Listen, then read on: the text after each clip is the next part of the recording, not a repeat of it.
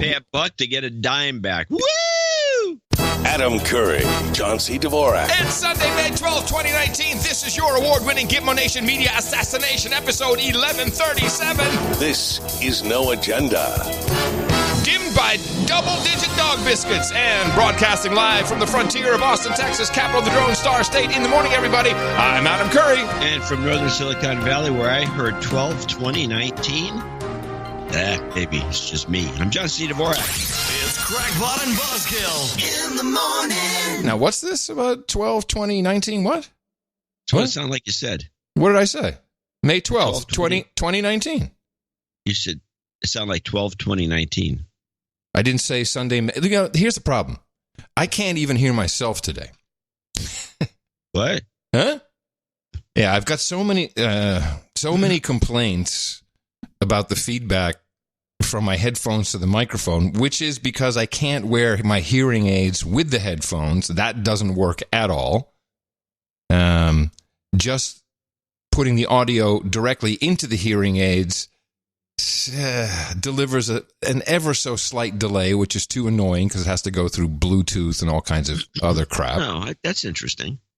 Yeah, it's slight. It's doable, but it's slight, and I still like the weight. Yeah, you like immediate, and I like the weight of like hands on my head, you know. But I do. So I either had to choose between keeping it at 11 because I have the output of the mixing system goes into a separate headphone amp just to jack it up loud enough for my deafness. But then I'd have to tape the headphones to my head with masking tape. So nothing could leak. So I just decided to turn it down. So I don't know what I said, honestly. Okay. Yeah. But hopefully there'll be less feedback, and that will annoy people less. I never heard it. What? We're just going to keep this going. You never heard what? Yeah. The feedback? Oh, it's constant. It's gotten much worse since I've really been using the hearing aids a lot. And then when I take them out and I put the headphones on, it's like, what? I don't know what? Can't hear it. So, yeah. But just a number of people have noticed it. So thank you. So we'll see how we do. Yeah. It's true. You'll find out soon enough. Well, let's see. We start off with, I've already... It's Mother's Day. Happy Mother's Day to you and everybody's family out there. Oh, yeah. Happy Mother's Day, all the moms. That's right. Yeah, we got, again, a poor response for the newsletter and the Mother's Day promotion. Well, someone sent what you could do. One of our producers sent in a note and said, it's obvious why this happens, because unlike you, who have no moms and think that everyone else hates their mom for some reason, people are sending their money to their moms as gifts instead of to the show. I saw that note, and I believe that could be it. I think it's possible people are doing that.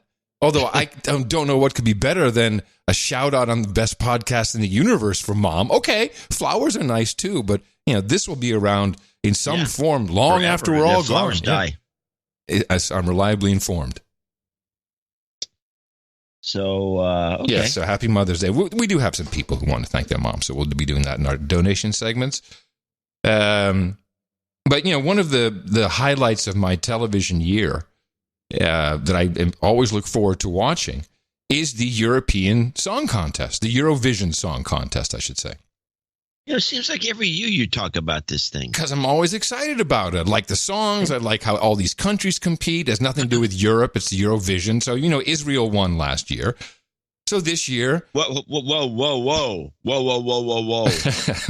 Whoa. Israel's not in Europe. It's the Eurovision. We do this every year, too. You say so, yeah. It's Eurovision. It has nothing to do with the EU or Europe. Oh, okay. It's like 1 hour cleaners. Guy goes exactly. in. Exactly. Says, I went back in an hour. It's going to take 2 days. Yeah, it's just the name of the place. It says 1 hour cleaners, just a name. Just a name. Exactly. Eurovision. So Israel won last year. You'll remember it was kind of a funky. They tend to have some funky acts. And they swept everything, and so now the contest, which I think is the final, is next week. This weekend we have semifinals, all very exciting. But the Palestinians are now calling for a boycott, of course. You fight over your hummus all the time, and now we got to fight over songs in the Eurovision Song Contest. This will not stand. Well, the Palestinians calling for a boycott. That's going to close it. I don't know if it'll close it, but there's a lot of sympathy with the Palestinian plight, which I discovered there is no country named Palestine. No. Yeah. And once you start looking into it, there was a good documentary I saw. I was interested in, the two-state solution. The two-state solution was that was the original idea set forth by, I think it was still League of Nations. That was the resolution. This will be a two-state place, and it never played out, kind of.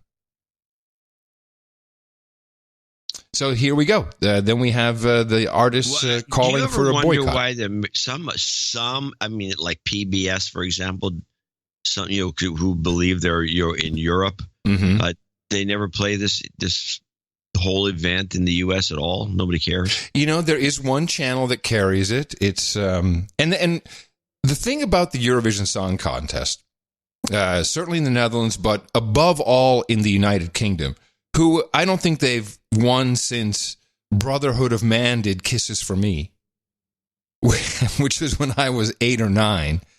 They'd have, unfortunately he passed away, but Sir Terry Wogan, who was a famous BBC Radio 2 presenter, he would do the voiceover, and he would just sit there, probably a little bit inebriated, if not slosh drunk, and just make fun of everybody. Because the Brits always knew they'd never, ever get in the final, they'd never win. And so now in the U.S. that would be worth watching. It was. And now in the U.S. we have, what is the name of the channel that... Univision. No, it's not Univision. It's something you have to... I think Telemundo. No, it's not. It's a real wrong... I'm sure it's on the Pluto TV lineup. No, it's not on Pluto. No, it'll be on... It's something with a T. But they get two gay guys to sit there and comment on everything, which is perfect. Campy gay guys. Like what Cooper and Anderson Cooper and what's his face? Andy Cohen. Andy Cohen always tried to do on New Year's Eve on CNN. Yes. Only these guys pull it off. Court TV. I think it's Logo. That's what it is. Logo broadcasts it. Oh, God. It's worthwhile. And Iceland has a like heavy metal kind of grunge crazy ass with all this frightening video clip. It's not your syrupy. Well, all you need to do is just put Katy Perry on the judges' podium, and then you'll have it made. The ABC will carry it. Yeah, but see, now this is the beauty of the Eurovision Song Contest: is each country has its own professional judges, and they vote, and they're not allowed to vote on their own country. But then you have the text vote, and you see all the politics coming into play. Adjacent countries who will vote for each other. If they don't like that country, then everyone hates Russia, so they don't vote for them, except for the countries that do love Russia. So it's a wonderful evening. Apparently, Logo stopped doing it. So much for your theory. Damn it! It's ridiculous. I do think it could be when you mentioned Terry Wogan just ragging on it. Mm-hmm. I think I'd watch that. You and I could do this, actually. We could rag on it just as much as anybody. But we could do a good job. I think it would be fun to have you just being like, what is this? I don't understand. What country? Where is this country? Where's Katy Perry? I can see it. All right. Well, I'll see if anyone is carrying it this year. Next year. This would be a big event. We can do a little TV. This is our exit strategy. Doing this show. Hey, I'm all for it. Big. Let me see if how about this? Let me see if we can get a feed that everyone will be watching. A legal feed. And then we'll just pop on our stream and we'll just provide commentary. You can sit on the couch while you do it. No, we got to do it on video. It has to be video. Well, can't we just provide I see what you're saying. Yeah, it has to be synced with the video. But we don't have to be on camera. No. I was thinking more like the Space Science 3000 with the two of our shadows in front. Our silhouettes of our heads. And And maybe a third head. I think that's complicating an already well thought out format. Just do the voiceover. You don't need to do anything else. Okay, how did Wogan do it? He just voiceover. He was just in the background. He was never on camera. Have the video feed. Yeah, just get a video feed, and then you and I will just rag on it. Complicate it later. Wait a minute. Success. I think this is. Is it this weekend? That's the wedding weekend. And you have to cancel the wedding. Either that, or we can sit in my studio and do it live together. Yeah, maybe cancel not. the wedding. Maybe not. All right. Well, I've determined there is no news in America. Oh, I got plenty of clips. Really? Let me guess. Bartholomew trumpet. What? Does it go something like that? Yeah. The news you caught? I didn't understand the word you said when you. I'll try it again. Bartholomew trumpet. No, I only have one actually from that whole thing. Oh, okay. Even though I promised clips, I got nothing. I got the one that it's kind of interesting. I should probably clip this. Okay. We're gonna clip it. We'll play that then. It's a Gomart on the coup on the Nadler committee. Oh, he calls it a coup? Yeah. Nice. And now this committee's majority is on the wrong side of a very important historic time. We've never had the intelligence community, the FBI, people at the top of the DOJ abusing their powers to create a case against a president where there was none, where assets were actually used to try to set up members of the Trump campaign when there was no case, to try to create a case. We ought to be all over that. We ought to be demanding answers from the FISA judge or judges who were either A, content to have fraud committed against their courts, or were complicit. Maybe it was Peter Strzok's buddy that he bragged about in his text that was going to be the FISA judge that signed warrants where there was no probable cause of anything. This was an attempted coup, and history is bringing that into focus more and more clearly. Yeah, this is a very dumb idea to call this a coup. No. Because it's not, the definition of a coup involves the military, even an attempted coup. The textbook definition involves military. I don't think it does. Okay. Do we need to... Yes. The book of knowledge.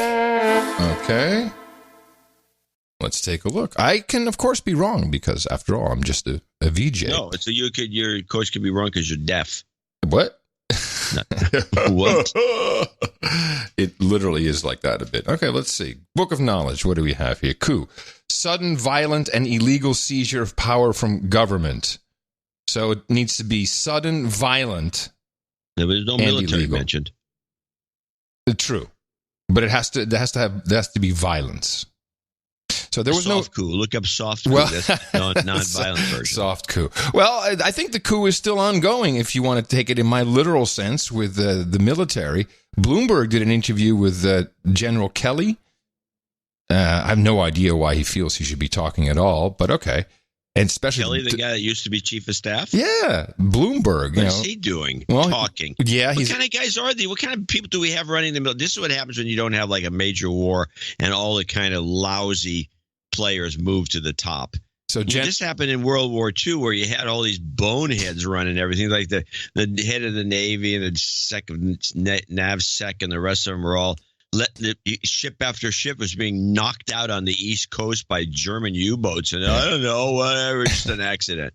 It was just ridiculous to watch these incompetents run things until they finally got thrown out, so they can get somebody so you'd win the damn thing. Well, I thought Kelly was revered within the armed services. I could be mistaken. I'm sure that's what he says. And he was indeed chief of staff. If he's revered, he shouldn't be out yakking away about his experience as boss while he's still in office. Well, worse. Seems irresponsible. Worse, I think he's propagating a coup by talking about what needs to happen with the president's family. The team we became as a White House staff built on what Reince Priebus, my predecessor and a great guy, built on what he was trying to do. And for that 18 months, we staffed the president very effectively. Was it complicated to have the president's family in the government at the time? They're an influence that has to be dealt with. And I don't know how that sounded to you. So I'm listening to this clip. And she played 2 to the head right there. Well, and he actually says he's going to qualify that, which I thought, oh, wait a minute, are you going to backpedal on this? But no. It has to be dealt with. And today, if you were... I don't mean... I by no means mean Mrs. Trump. First Lady's a wonderful person. So that's fantastic. I thought he was going to say, no, I don't mean like kill them or anything. No, he meant kill them. But Melania's okay. She can stay. She's good. Yeah, you need a first lady. I thought that was that was pretty revealing. They got to be dealt with. I mean, if Trump could trust these guys like Reince Priebus, who was the leaker, but great guy according to Kelly. Okay, well, they're all really douchebags. Should not be out. As I said, there's no news about. Although I did pick up an interesting clip from a podcast. This is so remember Sebastian Gorka? Remember that guy? He's still around. Yeah. Oh, I thought he was a podcast. I thought he was gone because I guess he got. I remember he left the administration and it was conflict of interest. Yeah, was it conflict? Was that why he left? I think there was some conflict of interest. Yeah, it was his turn, and they were raking him over the coals for being. And he, of course, obviously, he's a white supremacist, Trump supporter, Nazi quadroon. Obviously, we all know this. Anyone who hangs out with Trump has got to be a Nazi. So he has a podcast, and he had, I think it's Victoria Tunsing. Not quite sure what she does, and my favorite, Joe DeGenova, who has all this great stuff. Seems to have taken a kind of a turn for the best on this show. He has, and which is, I want to say this is funny because at least 6 months ago I had a bunch of DeGenova stuff. A lot of it is and I didn't like it, and I didn't like it at the time. I'm sure, or not. No, I actually cut most of it. I didn't use a lot of it because he's too long-winded. But he's really great when it comes to coming up with crazy ideas that are never going to come to fruition about what's going to happen. Well, this is an interesting one because, it's about Papadopoulos and how they were trying to set Papadopoulos up. And as you and I both know, having traveled internationally, there's a limitation on how much cash you can take into the country or bring into the country, which is $10,000. And that's unless you declare it, that's okay, but it's a huge pain in the butt to declare it. And why do you need more than $10,000 in cash to travel anyway? But they tried to use this on Papadopoulos. Remember, this is kind of the dumbish guy who has the hot Italian lawyer wife who stuck with him through all of this spy slut business. So I don't know about their relationship, but they seem pretty good together, and I guess she helped him out of a potentially nasty situation. You have an incredible story, Victoria, about how this man... I wish I was Sebastian Gorka. I could just talk like this. This John, you have an He's incredible... made as a pretentious podcaster. He has the voice. It's made for podcasting. Yes. Do tell me, Sebastian, can you ask the question? You have an incredible story, Victoria, about how this man... I do like that bottom end. He's got a Victoria. He's got it. He's got something going on. He's got some processing. You have an incredible story, Victoria, about how this man who was targeted by our intelligence communities, they try to sting, right? What happened to George Papadopoulos? After he was put on the Trump campaign as a foreign policy advisor, unpaid, very informal. He only met the president one time at a meeting with a bunch of people. He was vacationing with his then fiancee in Greece, and this guy comes and starts knocking at his door, basically, to say, hey, I really want to deal with you. You're now very important. And so, will you just come to Israel? Hold on, I said, stop. This isn't Camille Paglia, is it? No. It's Victoria Tunsing. I don't know who she is. She's got the same cadence. I'm going with milieu, who just pointed out. Okay. This is the milieu of the lesbian libertarian. Ooh. Well, let's take a look at her. But the thing page. that Paglia does constantly, besides having that exact same clipped speech, she says stuff like blah, blah, blah, blah, in the middle of things. Yeah. Oh, well, hold on. No wonder. Victoria Ann Toonsing is a lawyer and partner with her husband, Joe DeGeneva. It's a husband and wife team here. I didn't know that. Huh. Let me see where she comes from. So she, Paglia, but okay. But she still could be a lesbian.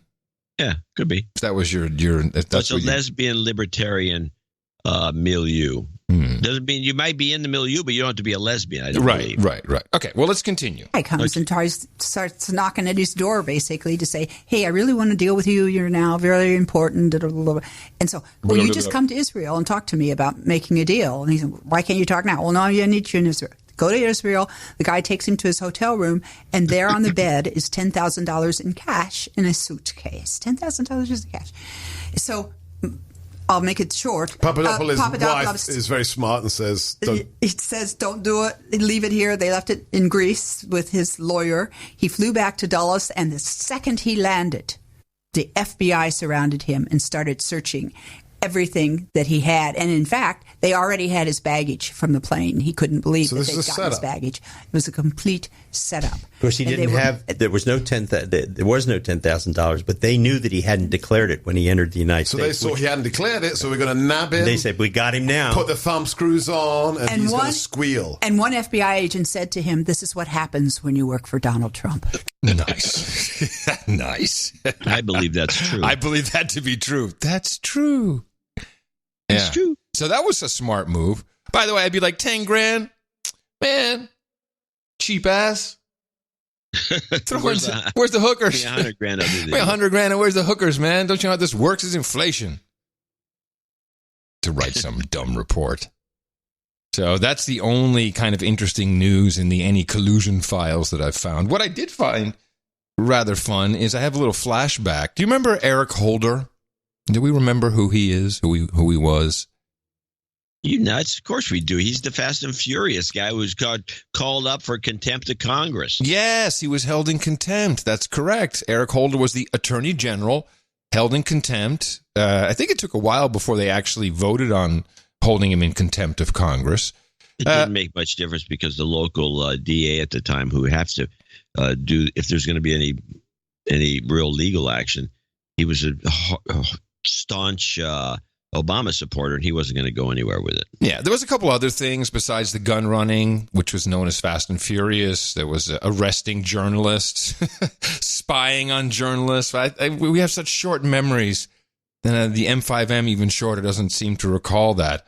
But I do have a couple of sound bites, a little compilage, if you will, of the mainstream back when we were talking about contempt of Congress of an attorney general, except this was the Obama Attorney General. Given what we know about the Republican Party and the way the House of Representatives conducts itself when run by Republicans and with a Democrat in the White House, it shouldn't really count as news when a House committee finds the Democratic Attorney General in contempt of Congress. Every single Republican voted to hold the Attorney General in contempt over this crazy conspiracy theory. Tell the Republicans to stop this witch hunt now. He's right. Why go ahead with a contempt vote? Look, there are certain internal documents that are not Congress's business. Well, why? It just looks like more of our broken politics and vicious fights now out in the open. A party in the Congress that does just about nothing to create jobs or to help people without jobs decided the best way to do their job is to shower the Obama administration with subpoenas. See, if you are a person who watches Fox News all day, it is possible that you have been marinating in this conspiracy theory for long enough now that this seems feasible. Is this sort of stop and frisk at the highest level? Go after the Attorney General, get him to empty his pockets. It looks like stop and frisk, doesn't it? Let me finish with my personal views of the stop and frisk thing. And I don't mean to use this term too much, but it's almost like a stop and frisk. For a lot of people, this is Republican versus Democrat, and they say this is just theater. It amounts to nothing. It is a distraction. It is politics writ large in Washington, according to most people. This is really much more to be filed in the category of politics than law. This is contempt kabuki. This is a classic case in Washington of where you stand is a matter of where you sit. When the Republicans have the White House, they love executive privilege. I like contempt kabuki. I like a contempt kabuki too. There was something else in there I liked. It was Well, now, of course, my point, obviously, is people, this is the same shit, just different team. It's wrestling. Yeah, WWE. Yeah, without the cool suits. Yeah, and the guy with the guys, you got Gomert instead of guy talking like this. Yeah, Gomert. Beto could be one of the Mexican Terror twins. Wait, I'm confusing them. I'm sure I don't know much about wrestling. Yeah, it's exactly the same. Exactly the same stuff. Now it's just the other parties yelling the same. Fox News is now saying what these guys were saying. Although Fox News, man, something's very odd with them. They're going off message. They're going off message. They're going to lose their audience doing this, by the way. The whole reason for being is to present a concise. It's like watching Shields and Brooks. Yeah, yeah. I mean, Shields and Brooks, they're supposed to be, supposed to give us two sides of an argument. No, they're both in total agreement, and who wants to watch them? I mean, I do have in fact, I got a good example. This is a summary of the latest Brooks and Shields summary. It's on PBS. On top of subpoenas for the president's son, subpoenas for the attorney general. What do we make of all this? Well, I mean, I think it's the House Banking Committee across the board, and now led by I just think, Judy, that in Iran, in Venezuela, I mean, it's just. But this and for the this isn't the system wasn't intended for this. I mean, it's a complete breakdown of the checks and balances system. I smell Dvorak's razor blade in this clip. No, that's the way it goes. No, he talks like that? No. Yeah, pretty much. I don't believe it. I have a different example of Fox News I don't know. This is specifically Tucker Carlson, and I think he may I don't know, he's compromised, but not in the way you would think. He had Andrew Yang on. Now, Andrew Yang is we're focusing on him because we get complaints that no one focuses on him. He's got no money.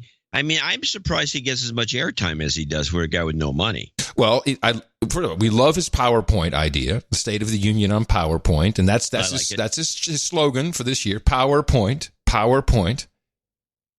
He is the man who on Joe Rogan was talking about the universal basic income being the way to go.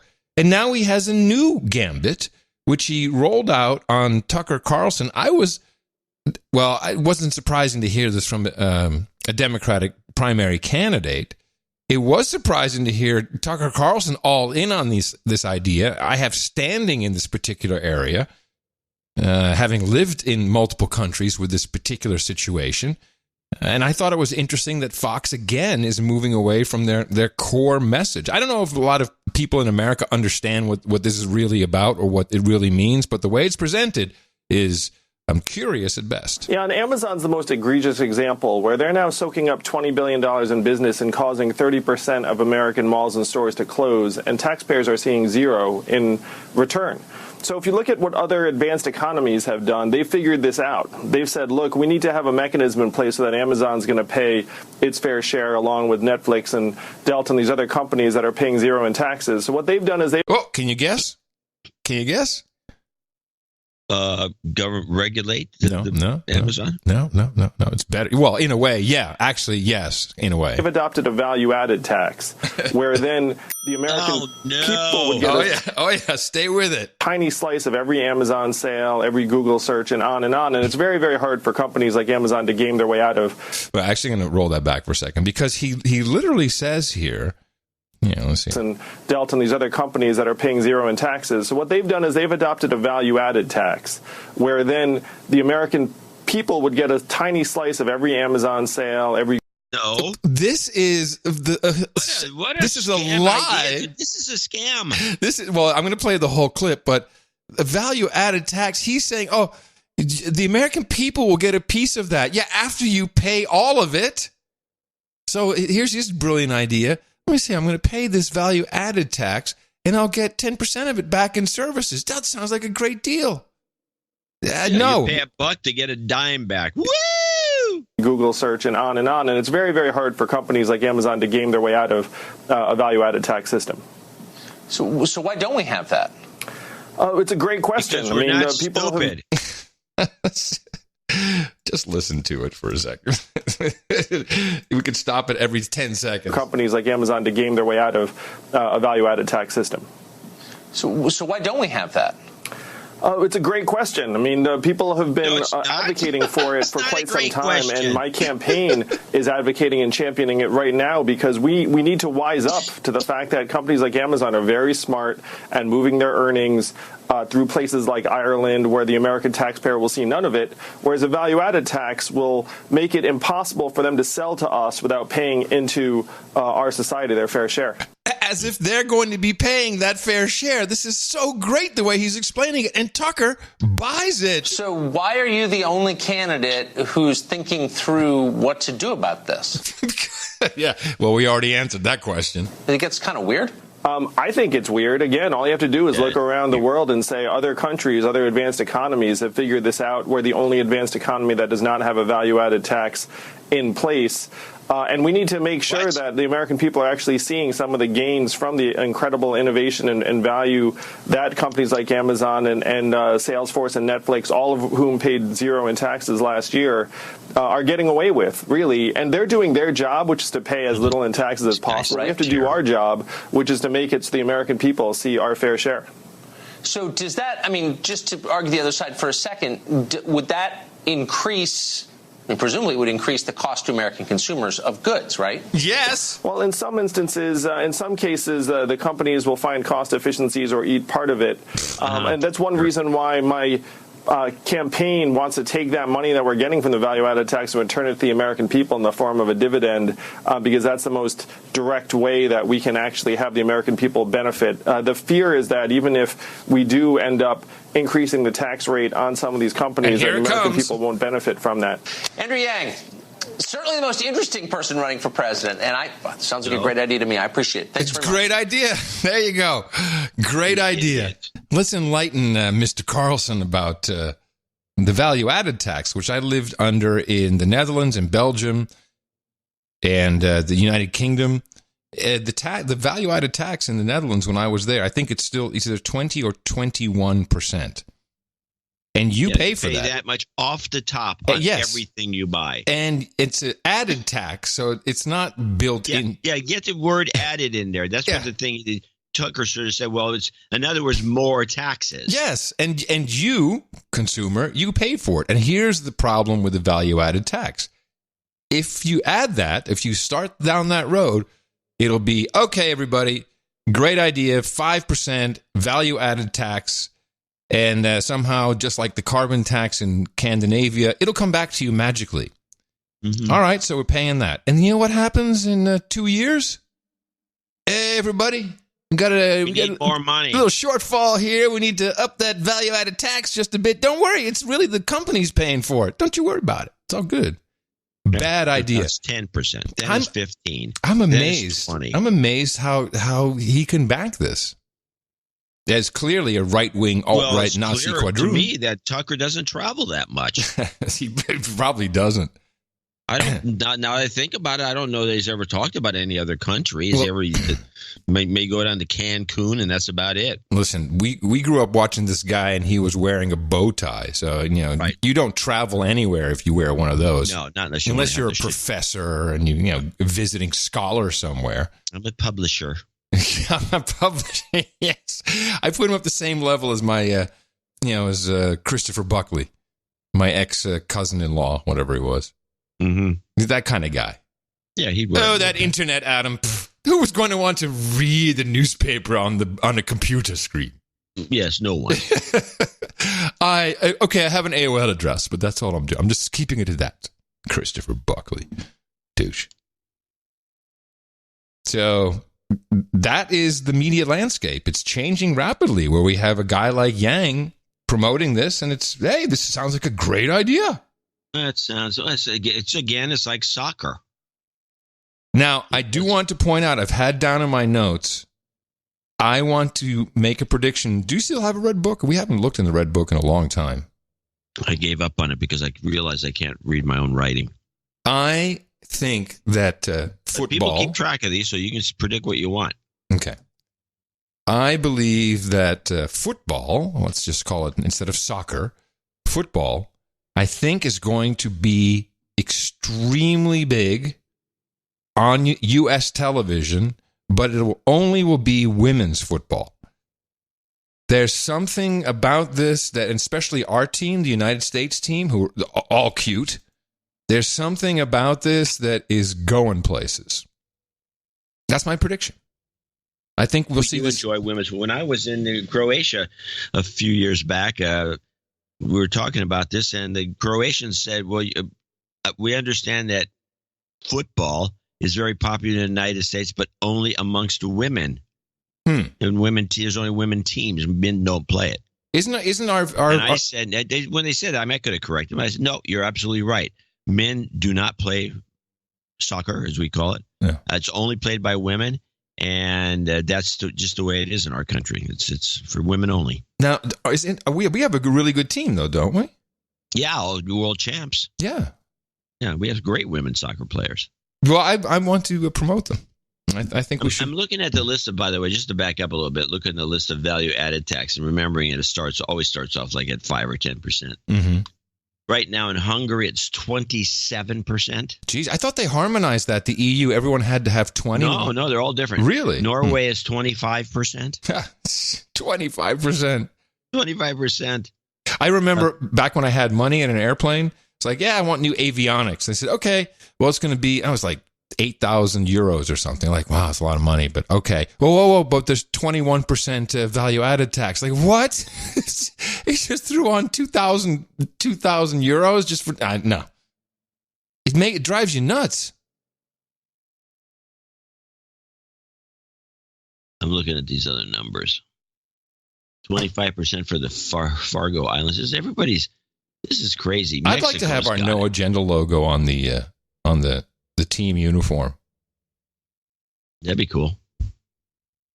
We can make it happen. I mean, when you're traveling, people should know this. When you're traveling, if you get your receipts for everything you buy that's over a few bucks, you can take it to the airport. Yeah, your value-added tax stand back. in line and get your money back. Yeah.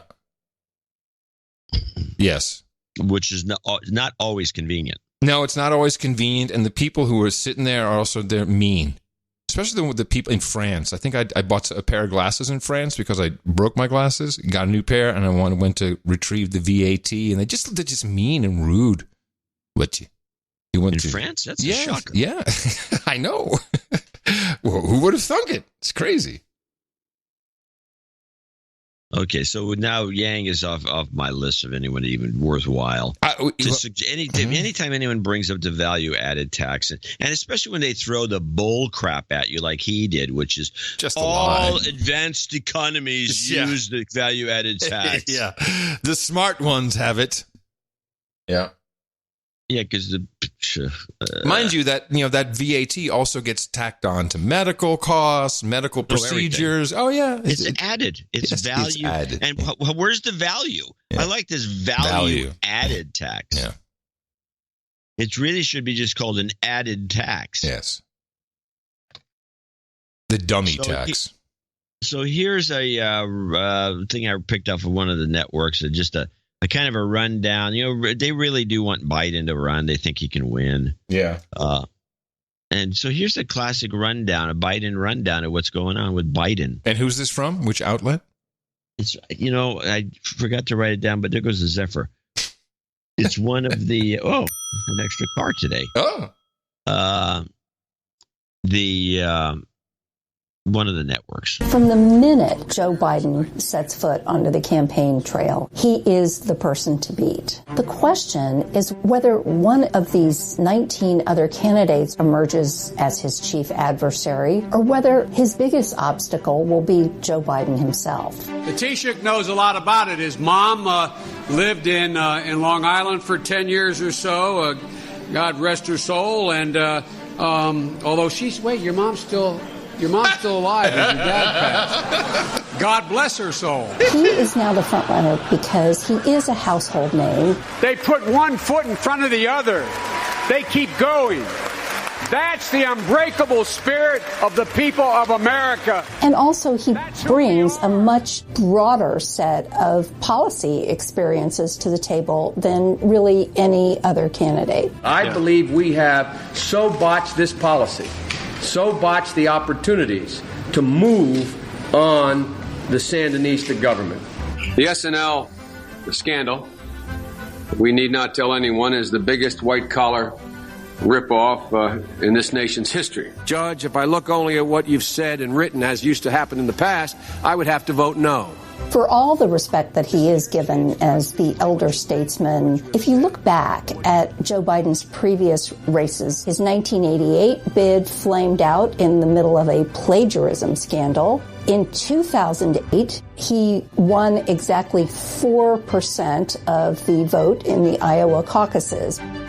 There is a lack of message discipline. The next Vice President of the United States of America, Joe Biden. I remember in the 2008 campaign, after the Obama team put him on the ticket, at a fundraiser late in the campaign, he went so far as to apocalyptically almost predict there would be a major international crisis. This was one of those moments tailor-made for a Saturday Night Live parody.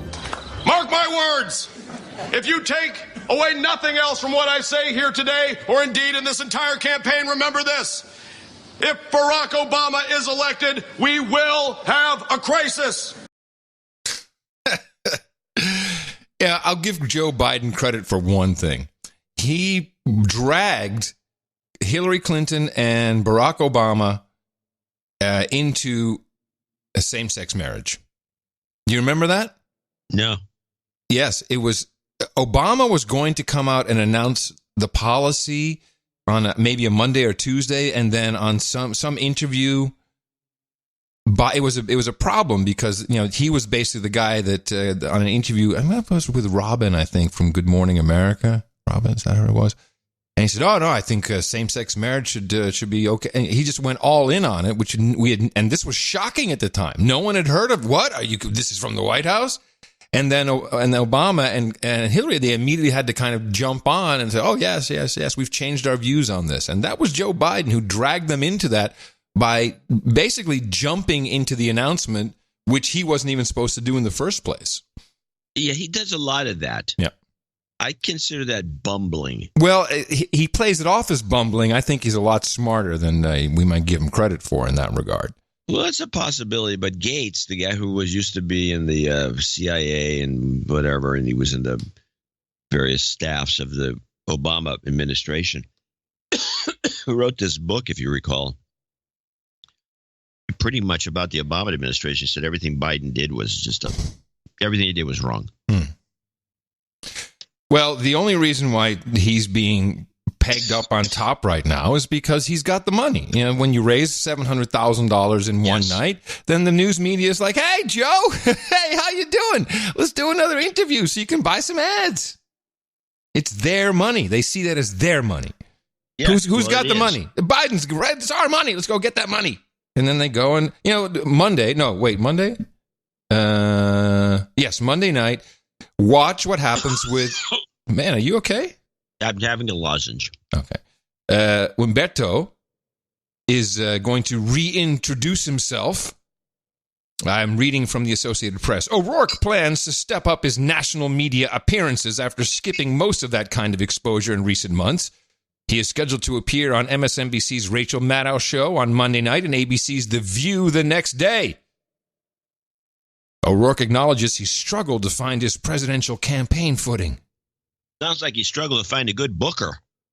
I think in part I was just trying to keep up when I first started out, he said, after addressing about 40 people at a recent house party in Newton, Iowa. I really feel like I found my rhythm and my pace. I just feel comfortable. I feel like this is what I'm supposed to be doing. It's my calling. This is where I belong. I'm Beto. So we'll see. Well, and he's lost so much momentum, and when you hear him, he's dumb. He's just dumb. Well, he also he tries to sound like Obama with that pacing. Yeah, and he's waving his arms. It sounds like he's doing an Obama. But, all you hear him say is we've got to do, comprehensive this, reform that. Impeach the president. At least Yang is saying, oh, we're going to do a value-added tax. Oh, we're going to do universal basic income. He's not saying, oh, we should. No, he's at least he's saying something. Elizabeth Warren's still the favorite amongst the graduating class. We just got one back here, done with 4 years in Arkansas. Liking what Elizabeth Warren has to say, feels somewhat cheated, scammed by the system. And everyone's talking about Liz. Hey, you know what? We don't care about anything. Just take this debt off of my books. She's got a real shot with that. She's got a real shot. She's got that. And the problem is she's got something. She's got stuff like this too. She has too much. She's creating problems for herself. I play my Warren clip. Hughes' op-ed comes just weeks after Massachusetts Senator and 2020 hopeful Elizabeth Warren unveiled a plan to break up tech giants, including Facebook, Google, and Amazon. Oh yeah, she has no focus. She's an idiot. She has no focus. She has something going with these kids who are all of voting age. They probably won't vote. These were the Beto voters who didn't really come out in Texas. Yeah, for sure. Too much work. Yeah, but I've been finishing my game here. But if you got $30,000 or $40,000 in student loan debt, I think I can go to the poll and vote for you, Liz. Yeah, maybe, but I got Facebook. No, I disagree. These kids are also moving away from Facebook. They're moving away from social media. Now they actually have to do. They're getting dogs. My dog won't let me go. Well, the idea of breaking up the tech giants, besides being scatterbrained, is like, wait a minute. These are the guys who got all the money.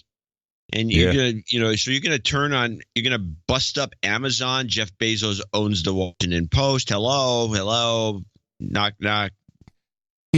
I'm against all of this. I'm against all of these the breakup ideas because I see the internet as a network that anyone can access and anyone can use whatever freely available protocols there are to distribute your information.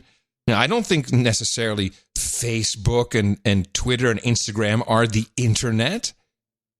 That's what people believe, but it's not true. It's not. It's just not true. It's not true. So let these guys wallow in their own shit. That's fine. I don't need to use them. But anyone who participates in this breakup conversation is giving them too much credence and doesn't know what the internet is. It's like you're looking at the America Online version of the internet. That's what you're talking. Elizabeth Warren and all these other people. Yeah, they don't even know how to turn on a computer. Well, I'm pretty sure they can do that. You can give them some credit. I don't know. Hey, Bill, can you turn on my computer? I don't know how to do it. I'm pretty sure that's what's going on. It's that round button. There's a lot of different things that are problematic for people in government. For instance, have you been tracking Bitcoin? No, I don't follow Bitcoin that closely.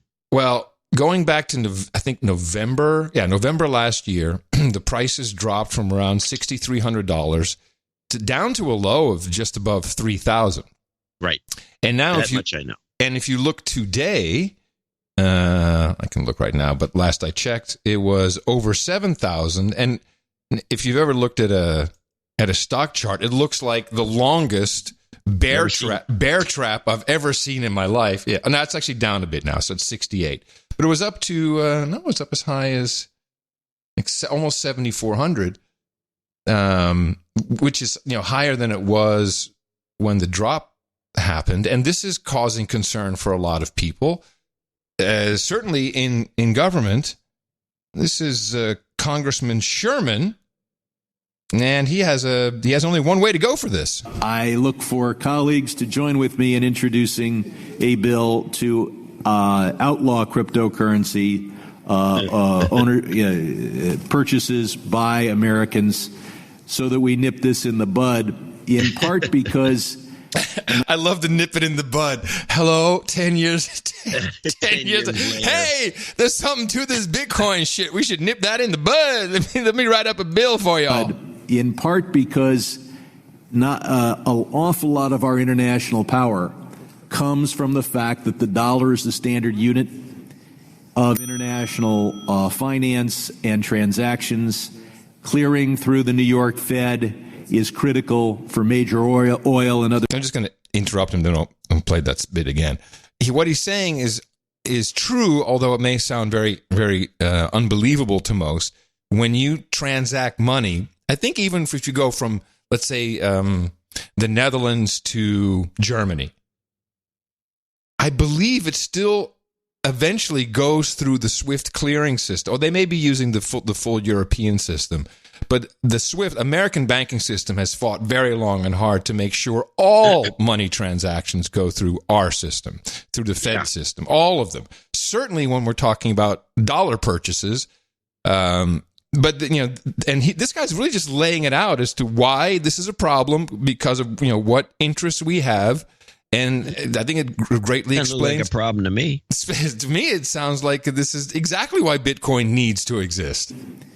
Of international finance and transactions, clearing through the New York Fed is critical for major oil and other transactions.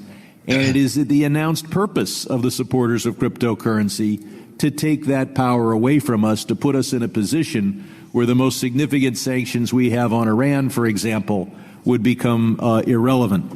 So whether it is to disempower our foreign policy, our tax collection enforcement, or our traditional law enforcement, the purposes of cryptocurrency, the advantage it has over sovereign currency is solely to aid in the disempowerment of the United States and the rule of law. Oh, yeah. There you go. Yeah, I think he's right. Bitcoin is anti-American.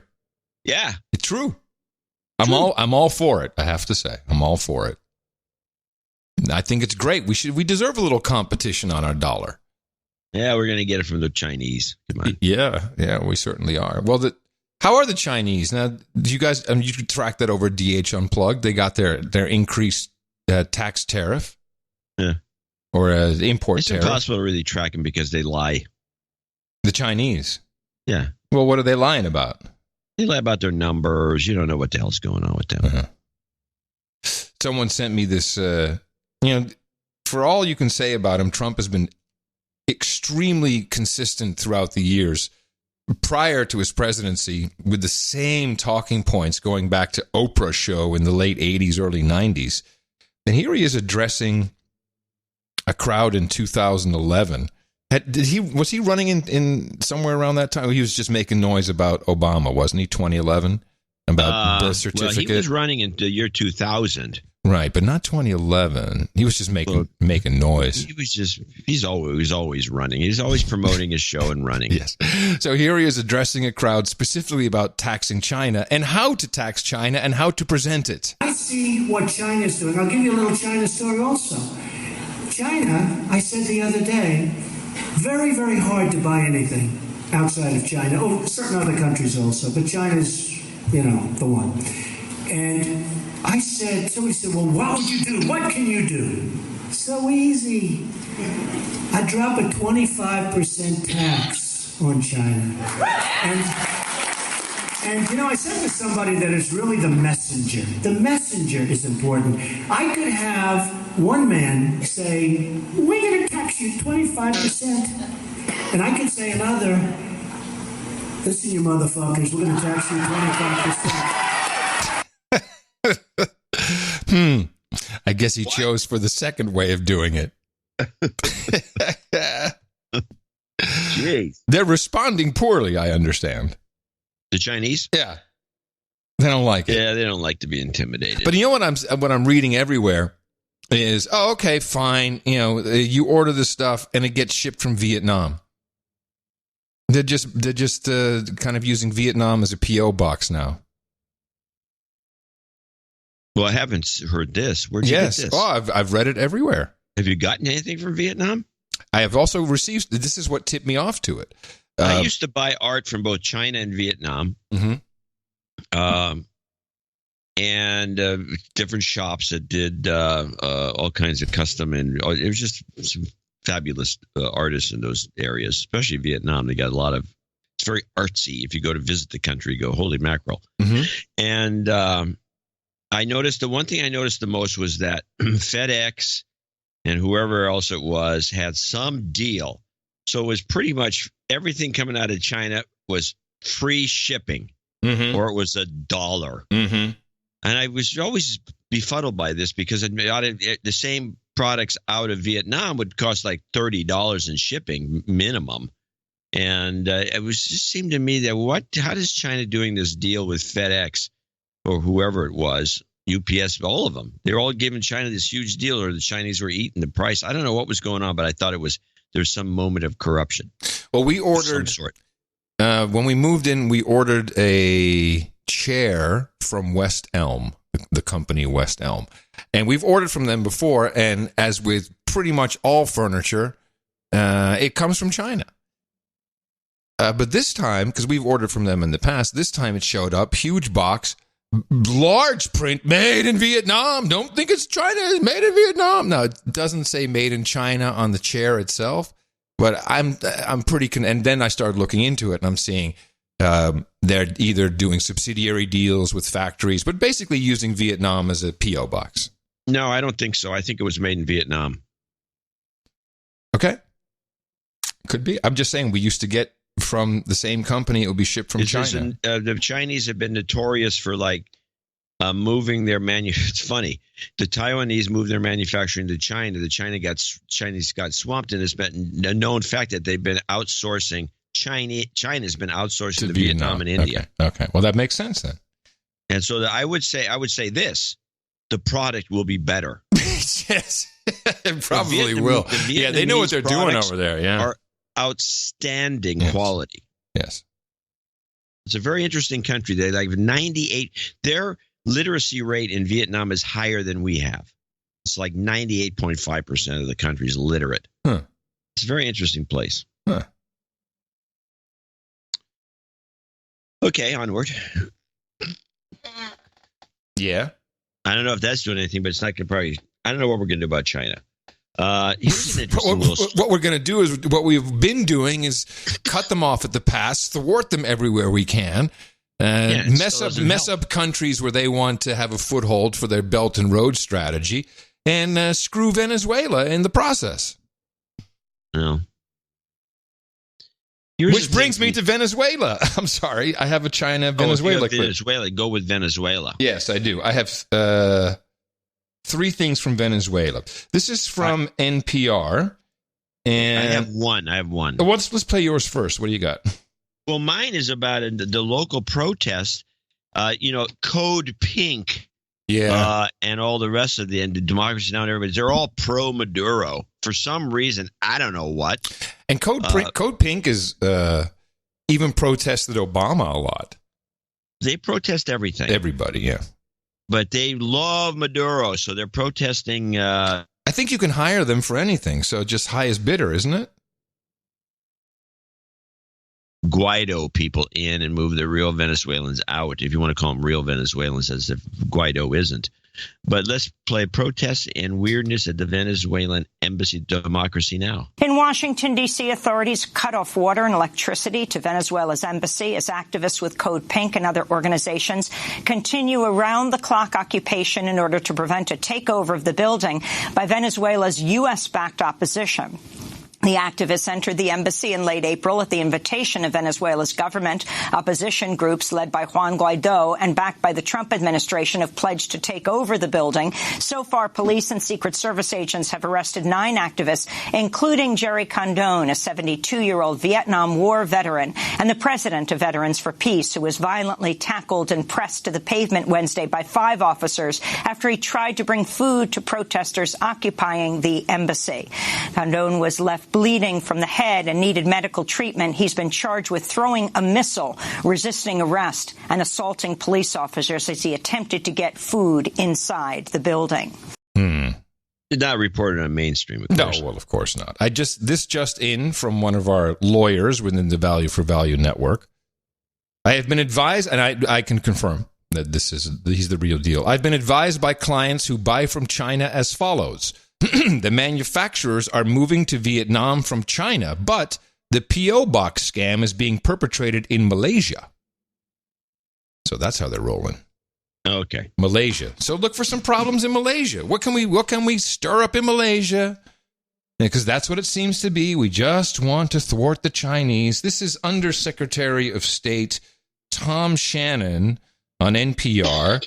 And this first clip is about the failed coup. Flipping in Venezuela. How do the tools available to the United States compare to the vulnerabilities? Up to this point, the tools have not been sufficient. Really beginning on January 23rd, when Juan Guaido declared the presidency vacant and declared himself the president under the Constitution, the hope at the time was that that would be sufficient to flip the military. It did not work. Then the opposition, working with the United States and other countries, decided that focusing on humanitarian assistance and creating a confrontation at the border between Colombia and Venezuela over the delivery of humanitarian assistance would create a rebellion within the armed forces. That did not work.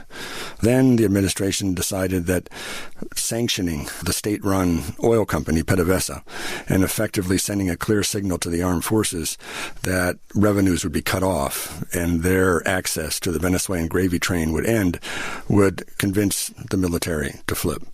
That did not work. There's also been an effort to focus on individual members or former members of the military. Some of them have been sanctioned, and just the other day, Vice President Pence said the U.S. would aim to lift sanctions on an individual, former intelligence chief, I believe, who switched sides. Is that working at all? Well, we'll have to wait and see. The purpose, obviously, is to send a signal that those members of the armed forces that choose to work with the opposition, if they are under sanctions, will have those sanctions lifted, and those who might be facing sanctions would not face them if they chose to work with the opposition. We're going to have to wait and see how that's received. What just amazes me is to listen to this guy cavalierly speak with an NPR host who easily could have been lamenting the Russians meddling in our elections. Listen to this. Listen. What tools do you have? Well, this tool didn't work and that tool didn't work. What are you doing? Well, I'm trying to jack Venezuela, obviously. Oh, how about Russia and China? The Russians have provided significant sales of weapons to the Venezuelan government, along with purchasing large quantities of oil and gas and inserting themselves into Venezuela's oil and gas industry. And then the Chinese, of course, also have deep interests in the oil and gas sector. Is there any way to pry those foreign actors away from the Venezuelan government, Maduro's government? That's NPR, your national public radio, is participating in public radical. We're strategizing how we can fuck the Chinese. We're going to have to wait and see. I personally believe that calling these governments out, especially the Chinese and the Russians, was not intelligent. The Chinese in particular have been looking to play a very low-key role in this political dispute and are more interested in their long-term energy interests. And therefore, it's important for the United States to make very clear to the Chinese that the long-term future of their relationships in South America are going to depend on China's willingness to help Venezuela find political accommodation that gets it through this period of crisis. Do you mean to say it would have been more intelligent to quietly approach the Chinese and reassure them that their energy interests will be maintained no matter who is running Venezuela?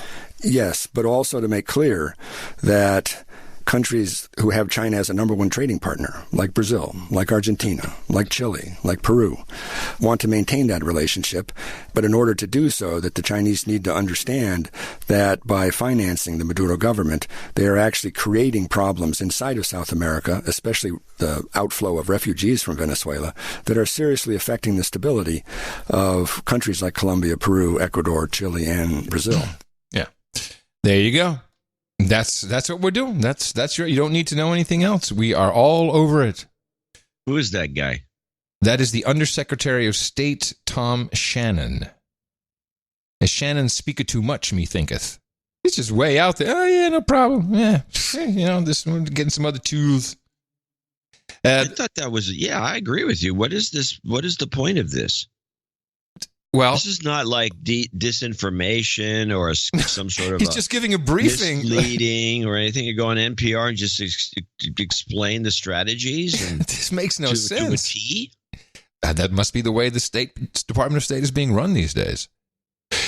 Now, the techno experts that we've discussed who have targeted us when we talk about Venezuela, and we're not doing it right. We're not talking about them right.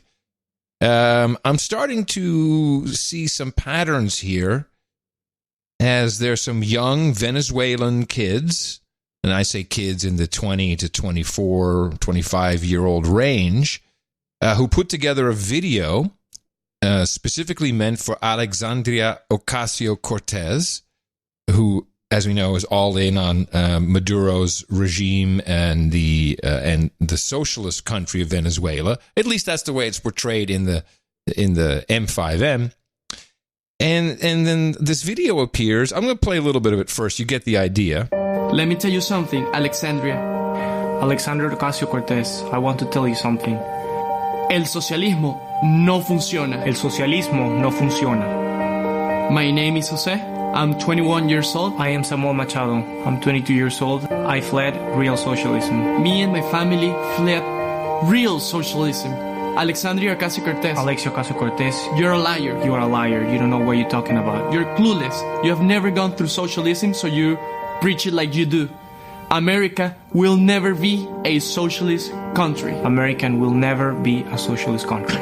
A lot of people think socialism, it's all about equality and free stuff. What socialism is really about, it's starvation. People dying from lack of medicine. Alexandria Ocasio-Cortez. I want to... Now, just notice that the lack of medicine, all the talking points are here. Who produces the Jose Birch Society? No. This is why I was interested in sharing this. It goes on for about 3 minutes. Just 30 more seconds to hear some of the other points you've heard in this type of campaign. It's really about, it's starvation. People dying from lack of medicine. Alexandria Ocasio-Cortez, I want to tell you something. If you really believe in socialism, why are you here in the U.S.? Why don't you move to Venezuela, Cuba, Russia, Afghanistan, China? Why don't you just go there? You know, you talk about socialism as it is something so perfect, but you know it's not. Oh no, actually, you really truly believe that it works like that, but it doesn't. Just go and look at the actual facts and not just the books. Isn't it good to have your life going every day to Starbucks, tweeting how much you hate capitalism from your MacBook? That's great, right? Okay, so when I hear these things, you know, like, isn't it great drinking your Starbucks and tweeting how much you hate capitalism on your MacBook? I'm like, okay, these are talking points. I've heard them before. And they sound a lot with that medicine thing and Maduro. It sounds a lot like the emails we received. This is produced and distributed by Turning Point USA, home of Candace Owens and Charlie Kirk. These are the propagandists, and now I'm starting to think maybe it was their outfit that sent us emails. Who would know about podcasts? Who would stay on top of that? I was giving the U.S. State Department too much credit, I think. So these may be the actors. And how does this fit in with what I thought Turning Point USA was? I don't know. I never heard of them. Well, you know Candace Owens. Oh, yeah. Yeah. You know, she's with the Blexit. I like Candace Owens. I like I like what she does. I like what she does for Prager University. But what is this? What is these guys are? So Turning Point USA. This is propagandistic crap. And I can't take them very seriously after hearing this. What do we know about them? It's just like those horrible Democrat. The celebrity ones where the celebrity just as Democrats bad. Yeah. Come out say, I think we have to change the color of blue to green. Yes. It's all black and white. Stuff like that. Just in black and white too, probably. Well, I'm going to look a little deeper into Turning Point and see if I know Charlie Kirk is, and I thought he's just, I don't know. I thought they were kind of a good outfit, but this just propaganda, just propaganda sour. Crap. Yes, very sour. And with that, I would like to thank you for your courage and say in the morning to you, the man who put the C in Chi-Com, John C. Dvorak. In the morning to you, Mr. Adam Curry. In the morning, I'll ship sea boots on the ground, feet in the air, subs in the water, and all the names and nights out there. In the morning to our troll room, all trolls always welcome, 24 hours a day, 7 days a week. NoAgendaStream.com is where you can listen to the live stream, and it is often actually live, interactions live, like it is on Thursdays and Sundays when we're on the microphone. And you can get in there, you can do all kinds of stuff. You can troll, you can troll some more, and then just troll. Or you could also be helpful. Sometimes that does happen. No. What? You okay? Why does anybody want to be helpful? Oh, no, that would be a bad idea. And in the morning to, let me see, I believe it was, yes, Darren O'Neill, who brought us the artwork for episode 1136, 1,136 episodes. That episode was titled Spy Slut, which is a CIA term we learned on the show. And Darren O'Neill, he brought us a fine example of what you don't like at a Whole Foods checkout line. Someone with face tattoos, blown out earlobes. And I think in this case, both Darren and I, and Darren and we, kind of went for the cheapest laugh, I guess. Is that what we would classify this as? Well, now that you mention it. It's kind of going for the cheap laugh. Now that you started this analysis. Nose ring, mustache. What you saw in this piece of art. Now, this art, okay, there was a bunch of stuff that was actually, it was all borderline. I mean, the kind of the funniest, sickest one was the Black Royal, which was extremely cave bear, extremely racist. The racist piece. I liked the mental health one the most, but it was like more of an evergreen. It didn't really have much to do with anything. The cat with the phone is funny, but not pertinent to the show. The thing was that as we looked over these, the only thing that was pertinent to the show was the mustachioed character. Yeah. So that's really the reason we picked it. And someone else made an email comment to us that the artwork is really just part of a package of 3 elements of promotion. And I want to bring that up because it does work in concert. We have the album art, we have the show title, and we have the opening blurb at the beginning of the show. And each one of those 3 elements is important in promoting each new episode. Personally, I think the title is... Yes, go ahead. And we have made a rule, just not... Yes, true. Arbitrary. It's your rule. It's your rule. You can't cross over. Yeah, you can't have the artwork be the same or have the same topic as the title, and the opening giblet can't be related to the other 2 either. I don't know why we came up with why I put this in place, but I like it. It makes us... Well, once it became established, because at some point I think we did have a couple of contrary, well, let's call it this, that's what the artwork is doing. Once it became established, we just kind of said, okay, well, this is what we're going to do. We can do it. It's not like it's impossible. No. People really want to hear that conversation. I should record it when we're discussing artwork and titles. Well, it's recorded. You just recorded it. No, I mean the actual process. Oh, maybe. One of the things we've noticed with the artwork, since we're discussing it, is people try to guess. Oh, yeah, the topic that we will be interested in as art, yes. Yeah, and so if we never mention it, and we get to the artwork, say, oh, this guy we didn't talk about it. What's a disappointment is sometimes it's like a superior piece of art. We say, wow, what a great piece of art. It's too bad we didn't talk about this. That does indeed happen. Like, damn it, quite a bit. We missed the topic. Yeah. Predicting what we're going to talk about, and Pete Buttigieg being called Alfred E. Newman by President Trump. It's not on my list. It's not something we were ever going to talk about. No, at least not on this show. No, I don't think so. I will say that the art that was done here that makes him look like Alfred E. Newman is outstanding. It's well done, yes. It looks just like him. Yeah, we'll probably go for a mom thing. I think that's pretty obvious. Mom is always good. Mom is always safe. Safe bet. All right.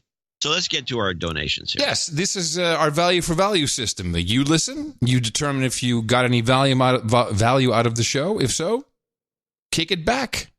Put it into the network. As far as you're thinking of value on the Mother's Day show, we have 1 executive producer and 1 associate executive producer, and that's all we got. Luckily, the executive producer came in with $1,000 flat. This is Jason Owens, Sir Lowenbrow of the High Ground in Brookfield, Wisconsin.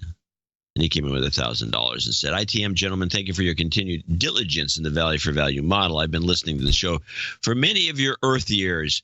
Since season 1, I've been receiving value. My home planet suffers from a Zika-like genetic deformity where most citizens are born with teeny tiny little heads and small mouths. This makes it very easy for my people to then keep their collective heads up their asses year-round. Sounds like places I've been to. Florida. Having traveled the universe, I can say that the Mueller report is correct in deeming this the best podcast in the universe. I find myself today at Disneyland on Mother's Day without my wife and 3 daughters. I am a douchebag. In that past, my wife made an Insta-Night donation in my name on Father's Day. My wife is an unbelievably amazing. He must be at a convention or something. Something like that, yeah. That would be, because I've been to these places and they usually have some pretty wild events. Yes. My wife is an unbelievably amazing woman, and since her donation, has survived cancer, I missed the line there. Survived cancer, multiple health issues and surgeries, family tragedies, and continues to put up with me. She also still uses squirrel mail. Yes. Whoa, now that's a woman right there, baby. Yeah, squirrel mail and punch cards, despite attempts to upgrade. Woo! Please accept my Insta-Night donation. I should tell my punch card stories from the University of California days. Please accept my Insta-Night donations in her name. May she be known as Dame Shay Shay, with coffee and Kringles at the round table. And may I please have an F cancer, you've got karma, and LGY. Hugs and kisses, Sir Lowenbrow of the high ground. He says, I mightily enjoy your pronunciation of places in Wisconsin almost as much as Adam enjoys your Dutch. I hope to provide you with pronunciation giblets soon. Okay. So here's the only thing. This was not on my instruction list that I got from the shill this morning, so I have to fill it in manually. I know she wants to be called Dame Shay Shay, but do we have a name for her? Like her actual name or first name? Do I have anything? I would don't say see it. Mrs. Owens. Okay. There you go. Mrs. Owens. There we go.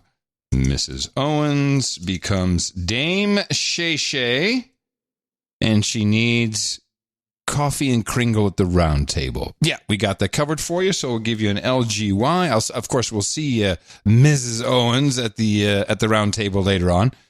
Let me see. What does she want there? F cancer, LGY. Yeah, I think we got that. Yay!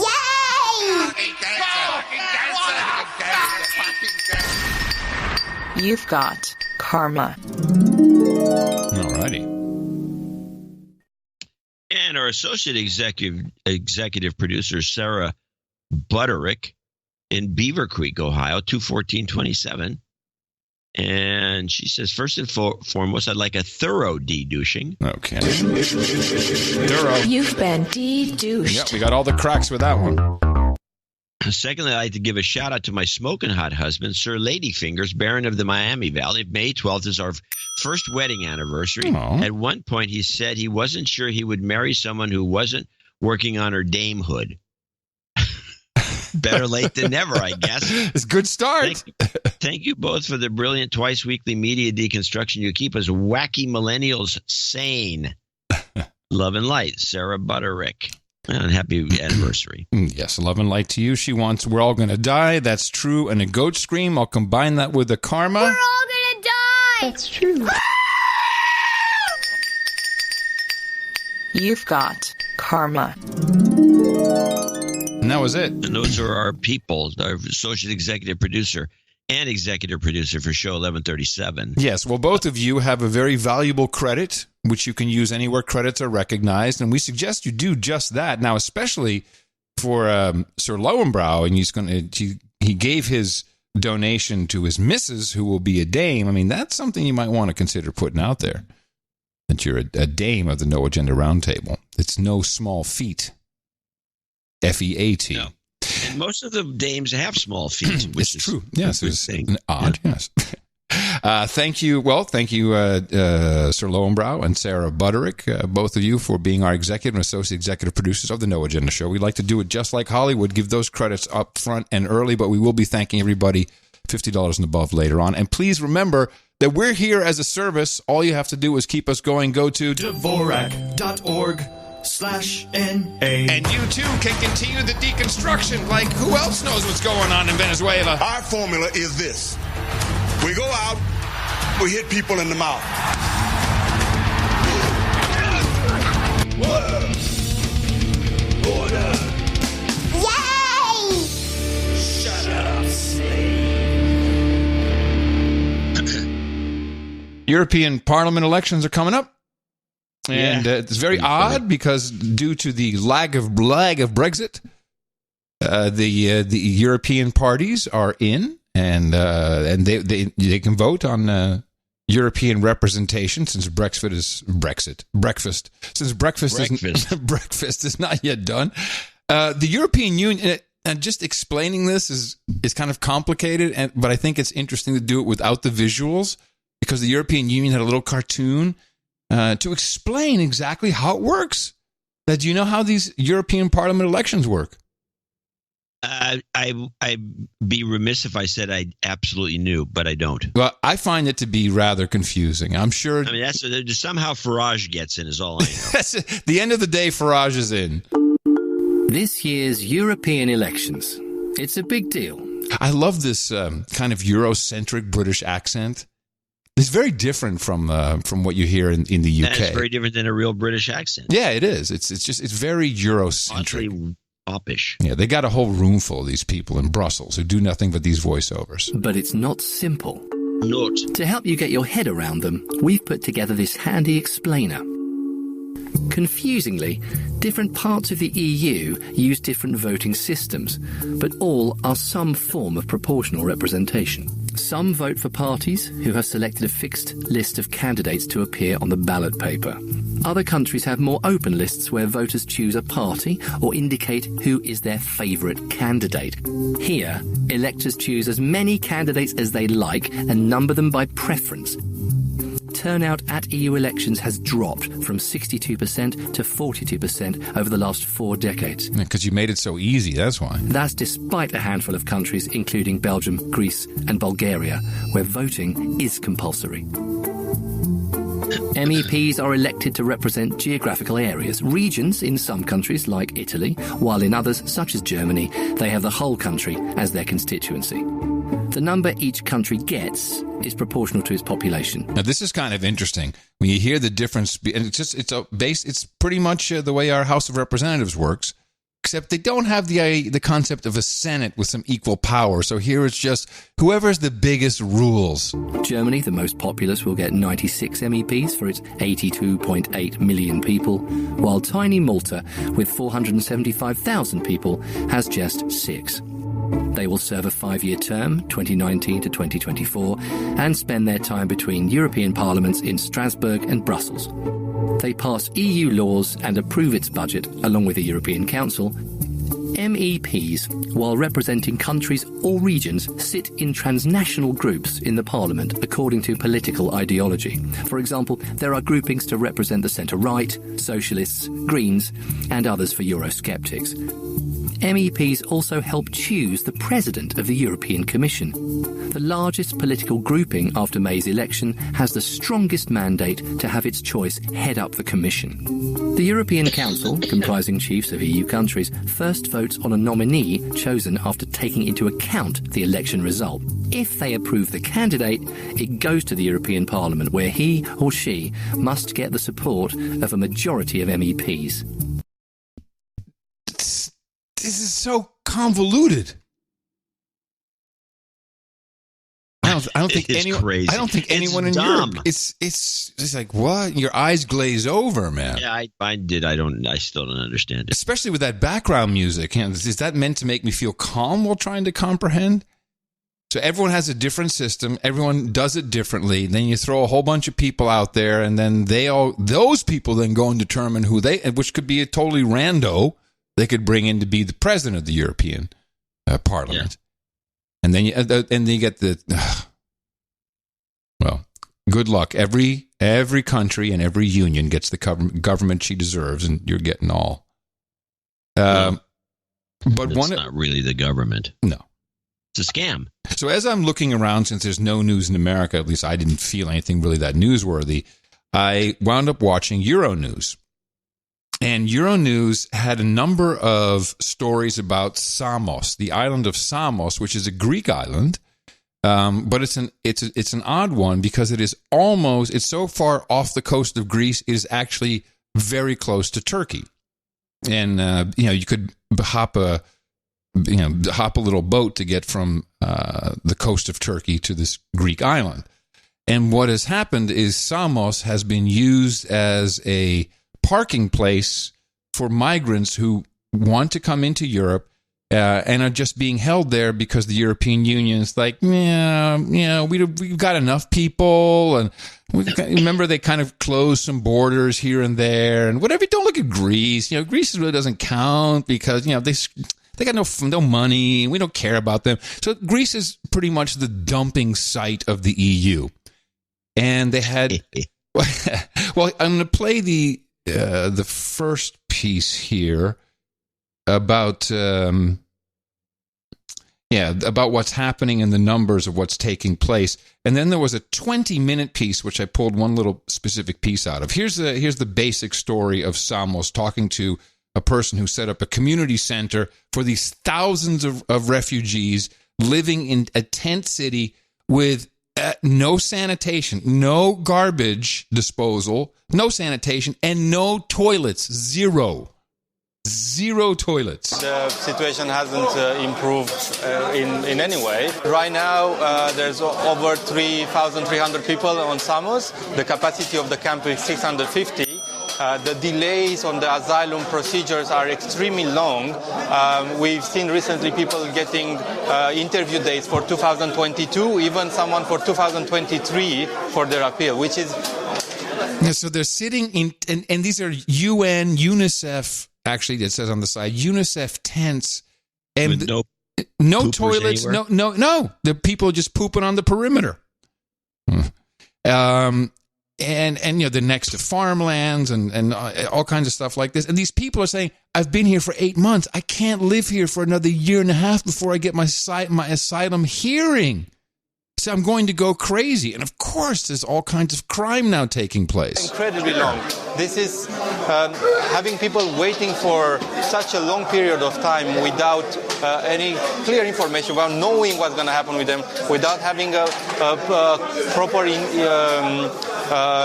process where they can integration process in place, or having a possibility to work and provide for themselves. It really affects people, especially their mental health, and this causes a lot of distress. It doesn't look that things are going to change anytime soon because the system in place is broken right now. Well, if we look at the EU-Turkey deal, it has never properly worked. This is the EU-Turkey deal where if someone came into the EU, could not rightfully claim asylum, the EU paid several billion euros to Turkey to take them back. I remember we covered this. Like, oh yeah, just send them back, no problem. Well, that's not working out because they're not being sent back. They're not being accepted, even though you could almost toss them over off the island. They could swim back to Turkey. Well, if we look at the EU-Turkey deal, it has never properly worked. People were supposed to, their cases were supposed to be treated very quickly, and like the hotspots are supposed to be like a triage point where people that are supposed to get asylum, they are allowed to stay, and those that are rejected their asylum, they should be quickly returned to Turkey or to their home country. Right now, what's happening is people are just waiting for months or years for their asylum procedure to be completed, and without knowing what's going to happen. Even if they get a rejection, they are still staying here for a very, very long time. And so, there was a piece about some people who have their little house there, and they're literally on the other side of the fence, and they're feeding some of these people as they can. You see the slop that they're getting, this passes for food, is just, this inhumane. animalistic circumstances. Makes you really think that our putting kids in cages is a good deal when you see this. And is the EU helping out? Right now, the policy of the European Union is to send the big chunk of money to the Greek government. But the money does not reach the people on the ground. It's not acceptable that someone has to live in a tent for 8 months, a year and a half, with like no sanitation, no protection, no proper food, looking at the most vulnerable, like babies or children or pregnant women. There is one, like they have to live in a tent for a long period of time. Like, yeah, there is a lot of money sent, but the money does not reach the ground. So a lot of the initiatives like this one that you see, like our group, we work a lot only on private donations. Yeah, so that sounds like it's going extremely well. So next time we have anyone in the European Union criticize us of our immigration policies, I'd like you to focus on the island of Samos. As they have done something, and what they've done is they've determined it would be better to move this camp a couple miles up the road, so it's further away from the main drag, the main city. Unfortunately, that puts it exactly half a mile from a little village, a little picturesque village on the island of Samos in Greece. And what Euronews did in this 20-minute piece, you know how they'll have someone talk and they'll just voice over, like, a translation, overdubbing, I guess is what they'd call it. Yeah. Well, now it's like a complete radio play. So and with emotion. So they have a couple of people at this, impromptu town meeting, and there's, a couple old guys, couple old ladies, and they're all yelling, but you don't know what they're saying. But they've chopped it all together with the Euronews translated voices, but they're acting.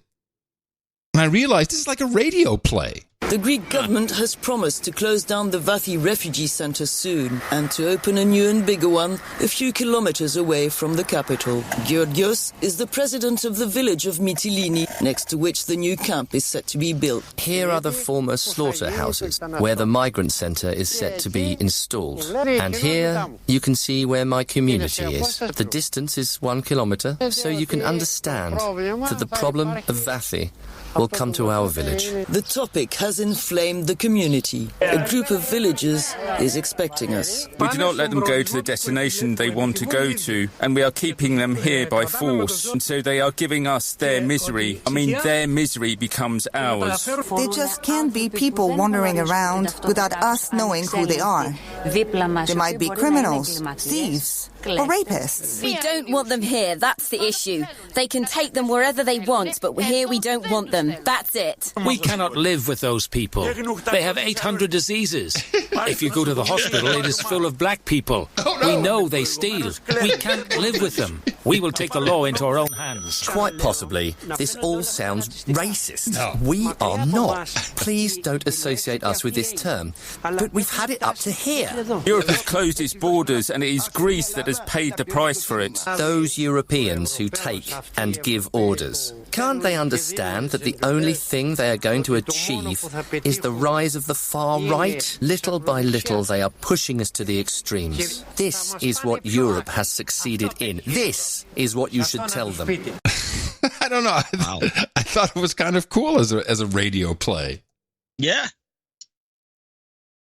That's funny. Well, yeah, they can bitch and moan about what we do, but it's got to be a mess over there. This whole thing is a joke. I'm reminded, I was listening to all this as you were just playing these clips, and I'm thinking, the Europeans really don't have a culture to manage the EU. In the formation of the United States, even when we had 13 colonies, let alone when we started expanding, if you read the literature from that era, the Europeans scoffed at what we were up to, especially when we went independent and decided to become one big group, as opposed to the small colonies that were all owned by different parts of Europe in many ways, or slightly independent, but not too far. Was that at the point of the 1776 era, it was believed that the country was too big to manage. This is going to be the downfall of the United States, is that these 13 colonies, you can't manage. Right. It's too much. It'll never work. Yes, exactly. And so that was all of the agreement. The French would say that, the Brits would say that, everybody. It was too big. I mean, look at the size of, some of our countries, and it's already too big. Meanwhile, so they go from that kind of thinking over hundreds of years, and they don't change into one language. They don't do anything in Europe to make it easier. They still have all their separate little languages. Yep. And they decide to make one big monstrosity and try to manage it with a bunch of bureaucrats running it out of Belgium. Does this make any sense to anybody historically? No. And by the way, in the Netherlands, there's a smallish town that has a local newspaper, and the local newspaper was not allowed by the authorities to inform the community that there would be a new asylum seeker center that would be set up right near their town. This is how bad it is. Went over. What? How did that go over? Not very well. In fact, the entire news desk quit the paper. The paper quit itself, pretty much. Why? What's the paper got to do with it? Because they were not allowed to publish this news. They were forbidden from publishing this news. So no one there knew about it until all of a sudden they start building this center. Like, well, what is this? Well, they're going to have asylum seekers over here. Which, of course, in liberal Europe, everybody loves people seeking asylum, but you know where we don't want it? Yeah, NIMBY. NIMBY, exactly. Yeah. Well, I do have some news from over here. Really? Stuff happened. Okay. I have a couple of clips that bother me because there's missing information. All right. This one here is the barge report from CBS where we had a little spill. Late this afternoon, 2 barges and an oil tanker collided in a shipping channel in Houston. One of the barges capsized after a hole opened up in its side. It was carrying about 25,000 barrels of a toxic chemical used to make gasoline. Some of that has spilled into the water. That's not. When you hear that, what do you what goes through your mind so far as information? What information was kind of not told? What was left out, it seems? Well, whose barge was this? Well, that's one of them. Yeah, that would be nice to know. That would be interesting to know. Yes. Well, don't you think aren't you even curious about what toxic chemical has gotten into the water? Nah, it's Houston. Who gives a shit? Well, besides that, let's say it was someplace else. Oh, okay. Let's say anything but Houston. Yeah, I'd be interested. Do we know? Have we figured it out? Do we know at all what's happening with this? If you go look at the news reports, this was even more interesting. Instead of a toxic chemical, I'll read you some headlines from various stories. Barge leaks gasoline product in Houston ship. Oh, I know what it is. Barge and tanker collide, leaking gas product. Mm-hmm. Ship collides with barges causing massive gas product. Holy crap. We're going to die. What is this stuff? Well, what it turns out to be, if you do a little research. Oh, I know what it is. You don't even get into it in these news stories either. They just call it reformate. I know what it is. What is. It's the stuff that turns the frogs gay. No. Oh. That's atrazine. Right, atrazine, yes. Atrazine, and it's not used in petroleum products. Oh. No, they call it, all these news articles talk about it as reformate. Reformate is just kind of a witch's brew of crap that comes off of various catalytic reform. So it's a waste. It's a waste product. No, it's not a waste product. No. It's all high end stuff. Oh, it's the good stuff. But it's all mixed up. So you have toluene and naphthene. You got benzene, which is carcinogenic. Xylene, a lot of xylene. Yeah. So you have all these aromatics and some benzene and some other chemicals. It's a witch's brew, and it makes it's used to boost the octane of normal gasoline. That's some supercharged fish in Houston, then. Well, it's the thing that was left out of the report, in my opinion, is the fact that benzene, which is highly carcinogenic, was leaked into the water, and nobody's talking about it. Damn, and not just a little bit. So tons. So this is a cover up then, because I know it's poor reporting. No, it sounds more like the public's going to get all bent out of shape if you say that. So yeah, don't want to get the public bent out of shape about the fact that you got a bunch of benzene in the water, which is not a good product. No. But the way they cover it up, toxic, and toluene is not. These things aren't. They're all over the place. But this stuff will get into.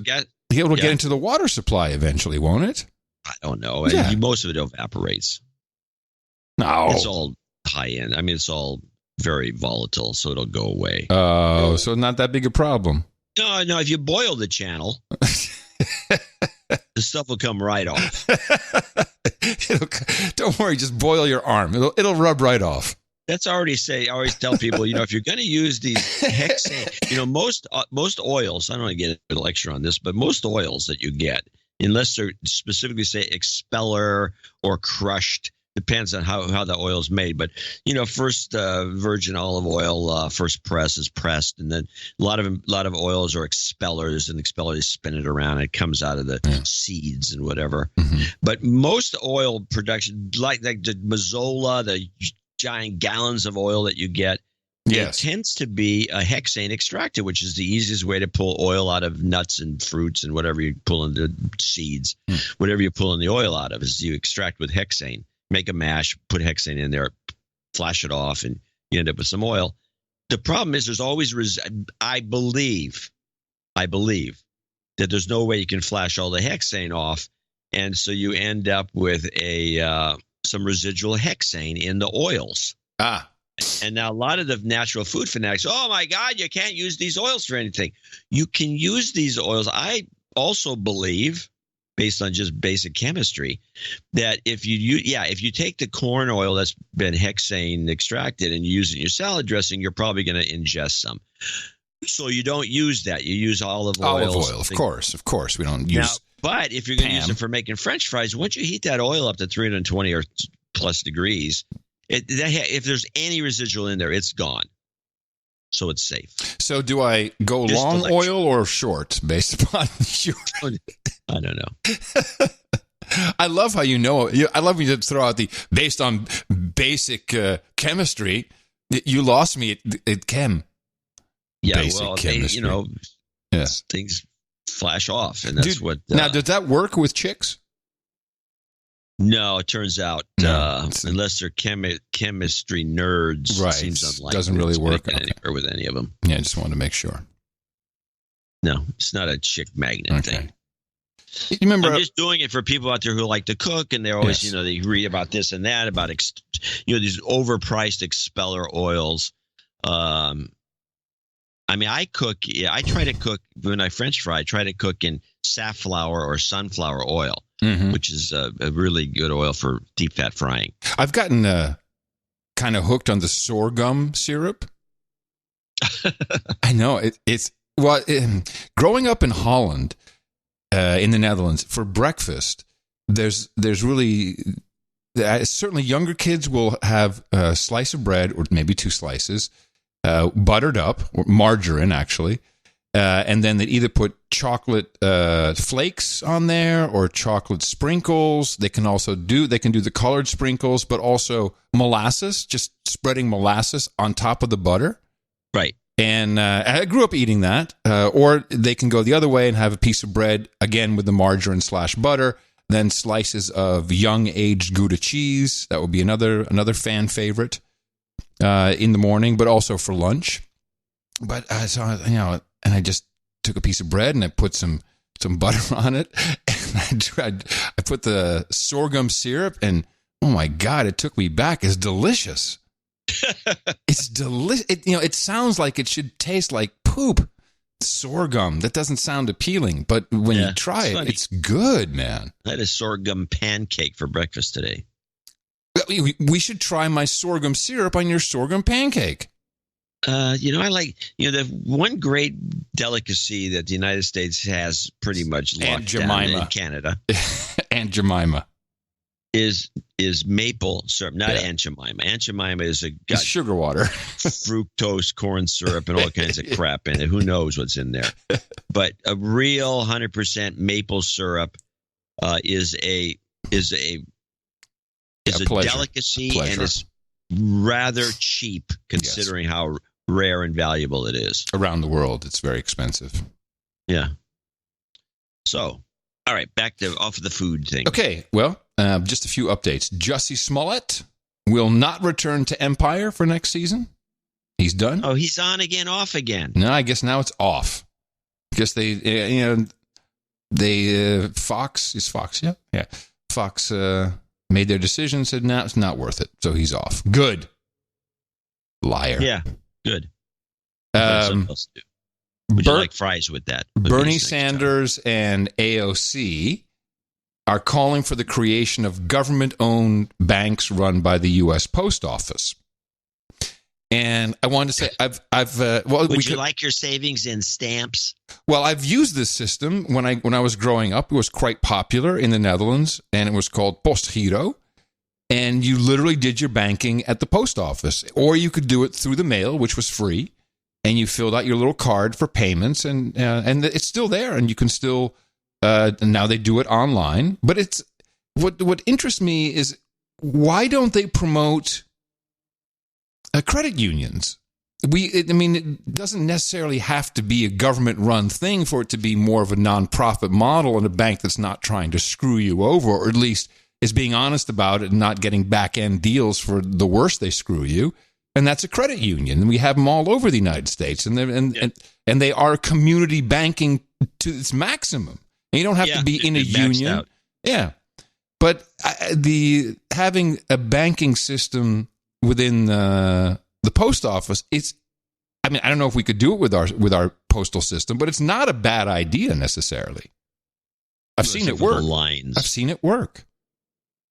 Yeah, you've seen it work, but a lot of post offices, because they're little fiefdoms in the United States, it'd be some issue with customer service. Oh, well, I don't have a mailbox, so just imagine you move, sorry, you don't have any money.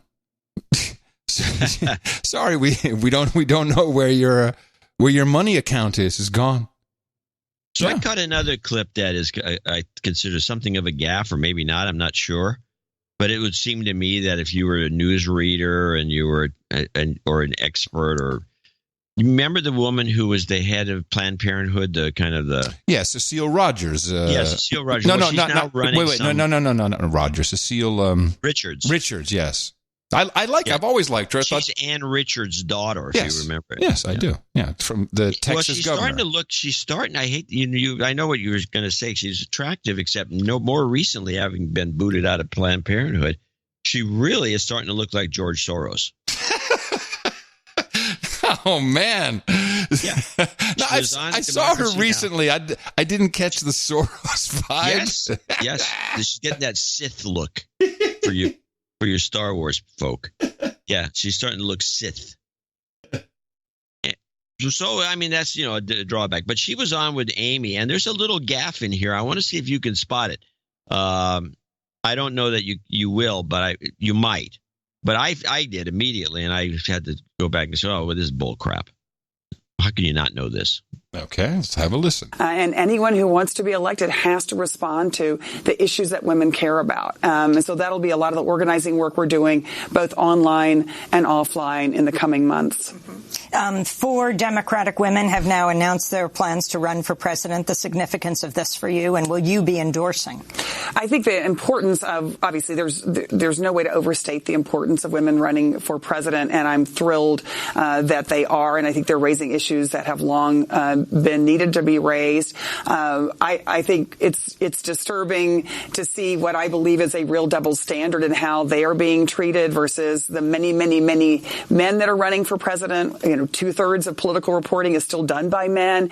And so I'm hoping that both through supermajority, through other folks that follow the media, we can actually be lifting up the important work that these women have done.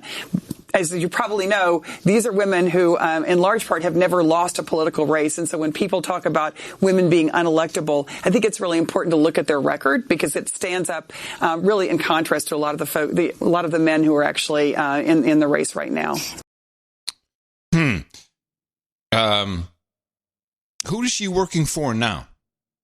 Oh, it's you look her up. It's like not a lobbying group, but it's some, NGO kind of an operation. And why did she leave?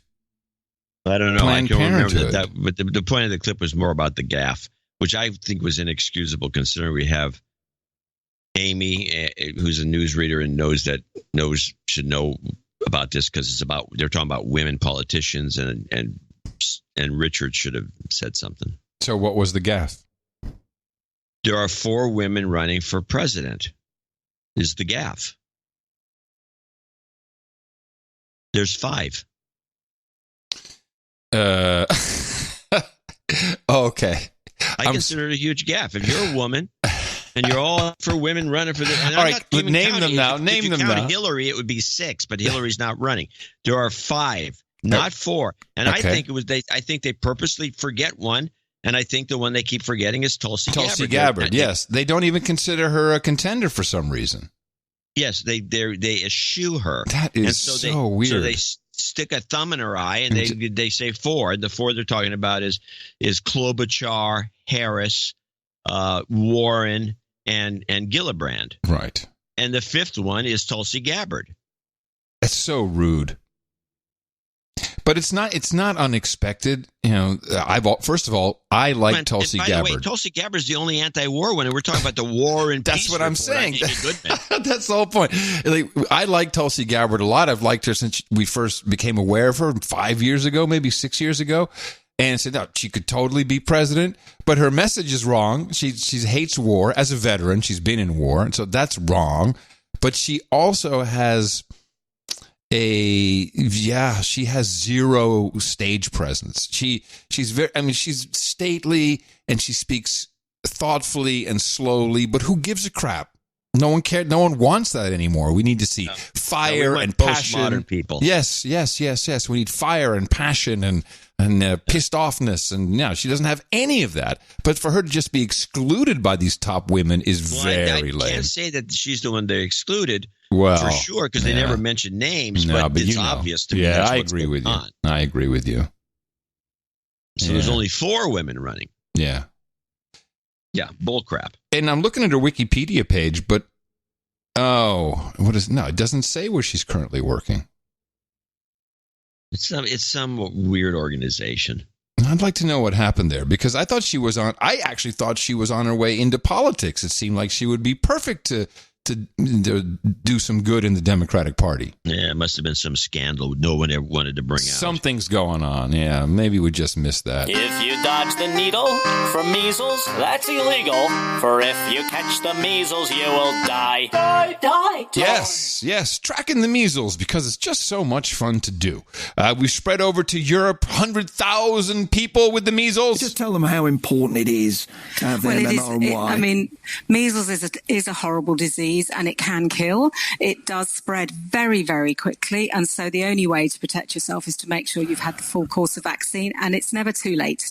Just because your child is a little bit older now, they can still go and get their vaccine from the GP. Yes, everyone go get your shots. Get your booster. Who didn't get these shots? How do you get all these people getting infected? These shots are distilled water. I think this is a scam.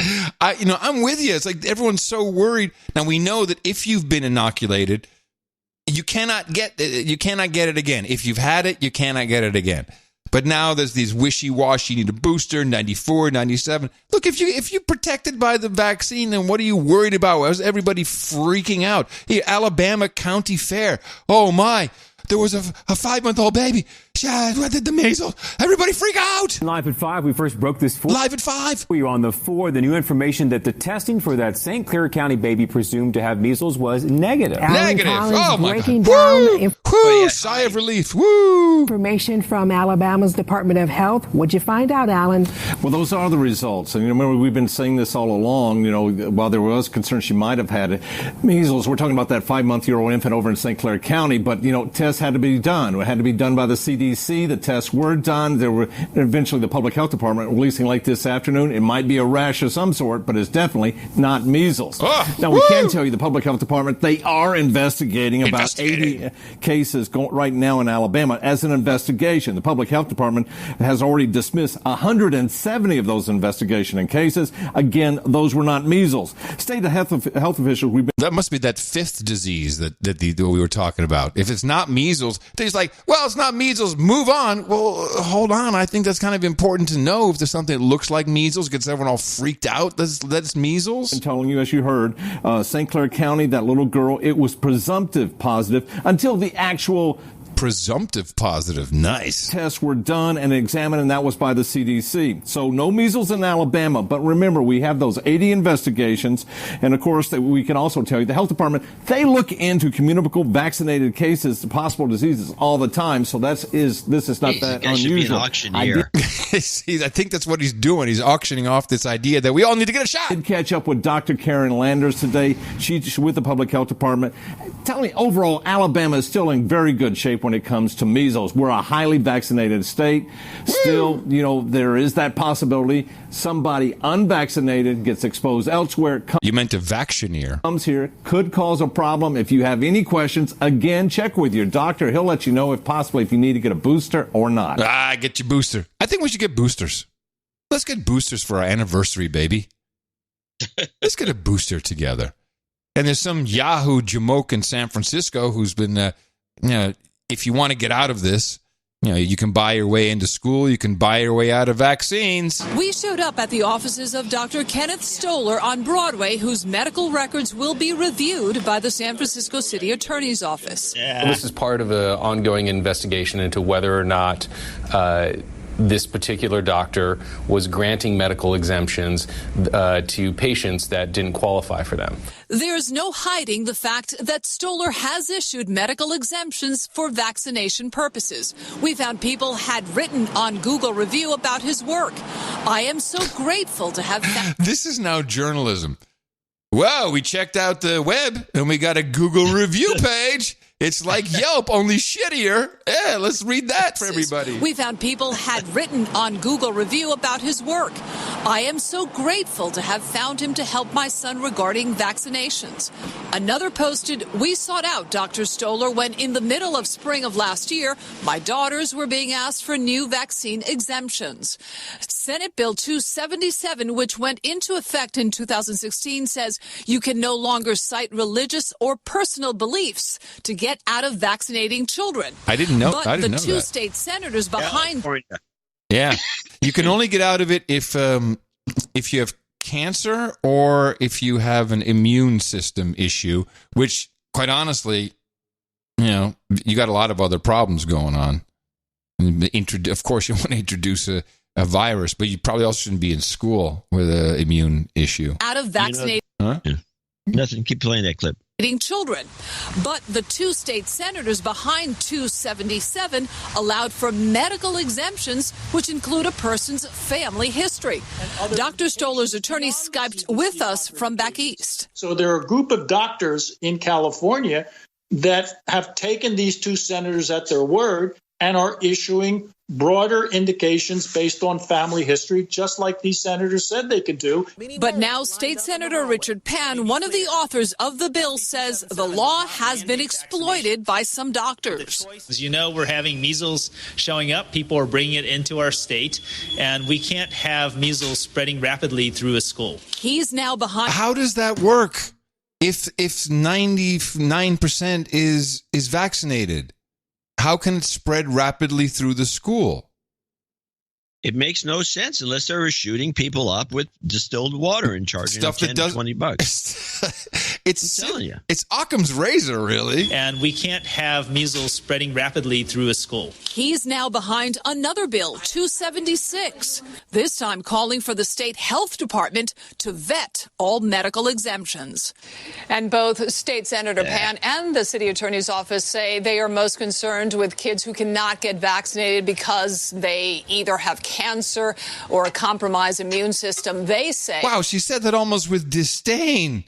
These kids can't, because they've got cancer. Oh, you can't get your shot because you got cancer. What's wrong with you, kid? And the city attorney's office say they are most concerned with kids who cannot get vaccinated because they either have cancer or a compromised immune system. They these stupid ass kids say they're the ones in real danger. Oh, yeah. California is becoming Florida with these crazy stories. I got a California story similar. I just wanted to say, before you move on, just want to say something about this. This semi-vax the talk that we have, because we're not anti-vaxxers. We're just, Yeah, you keep bringing this up, yes. It's important. You got to say it. I want to say it for people who are just new listening to us. You appreciate what you were a part, not you, John, but what everyone else is a part of with this program. You can't say this stuff and post it on YouTube. You can't say this stuff and put it on Facebook. You can't say this stuff and, listen to my great show on SoundCloud. You can't, we can't sell CDs of this on Etsy. Just because you're asking questions, you get kicked off of that, which is why we use the actual internet and all the pieces that it includes. Let me close out the segment. Measles. How vulnerable is the general public right now? Cases have been surging, and that is a 25-year high. Are you sure it's the measles? Yeah. All right. The measles. Well, in San Francisco, they have this story. This is teacher has to pay for her replacement story. A California teacher who is battling breast cancer isn't just facing mounting medical fees. She is also being forced to pay for her own replacement. Turns out it is the law. Here's Jamie Yukas. She's a veteran second-grade teacher at San Francisco's Glen Park Elementary School. We're choosing not to identify her to protect her privacy. When parents heard she was actually required to pay for her own substitute, they were outraged and launched a GoFundMe page to help cover costs. I could not believe that this could be happening, that this would be a law. The more I found out, the more angry I got. Teachers can use 10 paid sick days per school year. Once those are exhausted, they can use 100 days of extended sick leave and receive their regular salary minus the substitute's pay. It doesn't seem fair at all. Connie Leyva chairs the California Senate's Education Committee. We would never want one of our teachers who is basically educating our future to be worried about where their family's going to be when they're out battling cancer.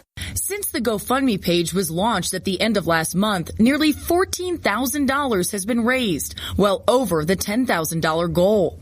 The teacher posted an appreciation. My heart is lifted, and it gives me so much strength to know that so many people care about me and my family. I hope next year our leaders in Sacramento will take a hard look at that and make sure that they change the language and the law. Jamie Yukas, CBS News. Yeah, when are you guys leaving the union? No, can't come quick enough. Can't come quick enough.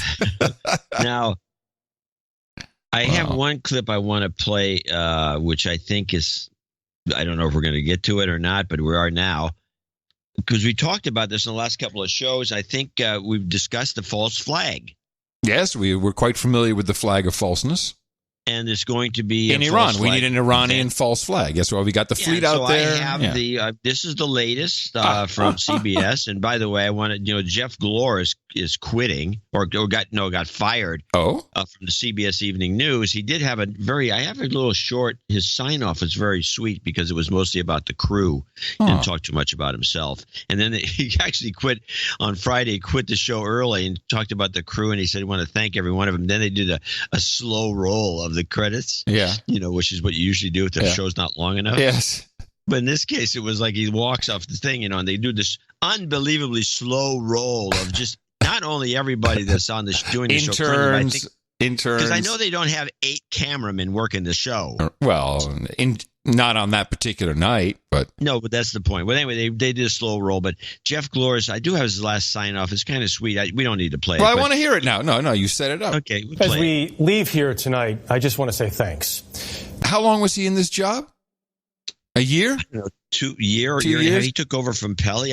First, it was Anthony Mason took over from Pelly, and then they kicked him to the field, and they brought Glor in. I thought I liked the way Mason was presenting. Yeah. And I like Glor because he's got an extremely pleasant professional voice. He's not a flubber, and he seems objective, unlike Pelly, who is a Trump hater. Yeah.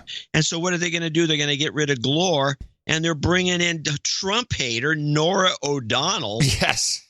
From the morning show, and she's a flubber. She's not going to be able to sit there and seriously read the news. What are they thinking? By the way, according to the Mueller report, ever since you got canned from PC Magazine, you've become a Trump supporter. Yeah, I didn't see that in there, so that's bull crap. Well, someone said so on Twitter, so it must be true. So let's hear anyway. So Glor, I want to hear his goodbye. Let's hear Glor's goodbye. Oh yeah. As we leave here tonight, I just want to say thanks. This is a short broadcast, but a long game. Through it all, the people who put on the evening news remain committed.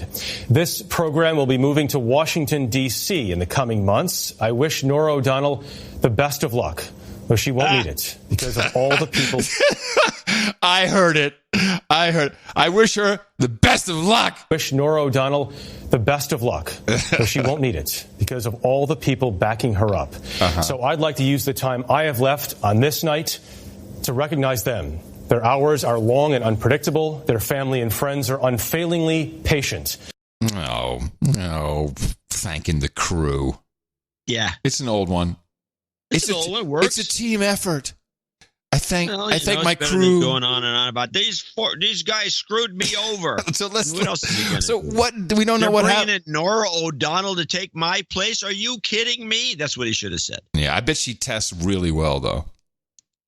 Well, you wait until she starts doing it. No, I mean, this is like the time they brought. Who was it? They brought in that woman. I think it was also brought into CBS. That the morning woman from the Today Show was. I can't remember her name, but she was terrible. Just because it's nice to have a woman anchor, but you can't do it. I mean, the epitome of female anchors on news reading is Asian. Amy Goodman. What happened to Connie Chung? Yeah, whatever happened to Connie Chung? I think she married Maury Povich. No, she did marry him, but she was great. She was actually pretty good. Yeah, she was your stereotypical. She was your stereotypical Asian woman news model. I will say this: they had, and I don't want to sound like a racist, but the Asian news readers I've seen, the ones that come, because we have a lot of them in the Bay Area, and they come and go. Yeah. There was one woman here that you would just sit and waiting. I mean, I don't care who you are and how good you are. You can't go weeks after weeks after weeks of daily news reading with never making a flub, saying something. There was this woman, I can't remember her name, but she would scream through the news and she would be flawless. And I'm thinking, well, maybe some Asian newsreaders they just have a skill set that you can't otherwise achieve. And so Connie Chung, I think, was in that league. Norah O'Donnell will not pull this off. Oh, she won't pull it off. You watch. That wasn't racist at all, by the way. I don't understand what you were worried about. I'm always worried because you keep calling me out on it. Oh, you're a misogynist as all hell. But okay, let's. Back to Iran. The reason why we think that it's ripe for a false flag is A. I mean, come on, it's what they do. It's fun. B. We had Pence specifically tell a group of Iranians behind closed doors, which was not Pence, Pompeo, CIA, State Department, former CIA. We'll get it eventually. Specifically told them, which means, it had to leak out. We're just holding back. We're not doing anything. No aggressive moves from us. It's not going to be us. Whatever you see might happen, it won't be us. We're not doing anything. So that means, of course, that there's something afoot. And meanwhile, they take the Abraham Lincoln and about 8 destroyers. 10,000 sailors. Hello, sailor. They send him right. This is, and nobody's saying this is. Yes, Tulsi Gabbard. Tulsi Gabbard's all over it. Haven't you heard? I haven't heard that, but here's the report from CBS with Iran's Revolutionary Guard today ruled out any talks with the U.S. aimed at getting Tehran to give up its nuclear program. This as tensions grew with a new show of force in the region. Here's David Martin. A carrier strike group has already passed through the Suez Canal, and B-52 bombers already landed at an airbase in the Persian Gulf. But the Pentagon is sending even more forces to back up its warnings to Iran. Patriot air defense missiles, an amphibious assault ship, a nuclear-powered submarine, along with fresh supplies of precision-guided weapons are all on their way. In response to intelligence reports, Iran is preparing to attack American troops or diplomats. Secretary of State Pompeo has warned any attacks will be answered with a swift and decisive U.S. response.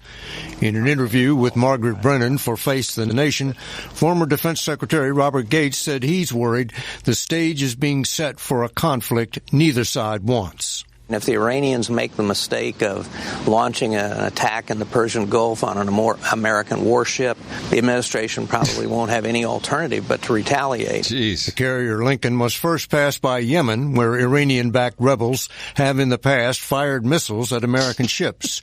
And once it arrives at the entrance to the Persian Gulf, it will be operating under the noses of Iran's hardline Revolutionary Guard units. David Martin, CBS News, the Pentagon. You know, I really hope Trump has a handle on what's going on here, because all these things can just collapse so poorly, and really, I mean, they're ratcheting up the Syrian thing again. Oh, Assad is bombing. I didn't even clip it. It was so insulting. Assad is bombing hospitals again, killing children and patients, hospitals. The war machine is huge.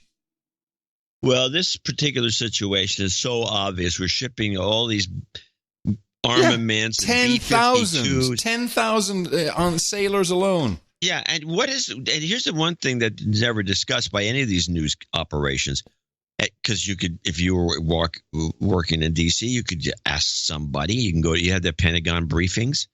The question is, what does it cost to move the Abraham Lincoln and all the new gear and fly the B-52s and take all those ships and move them into the region right next to Iran?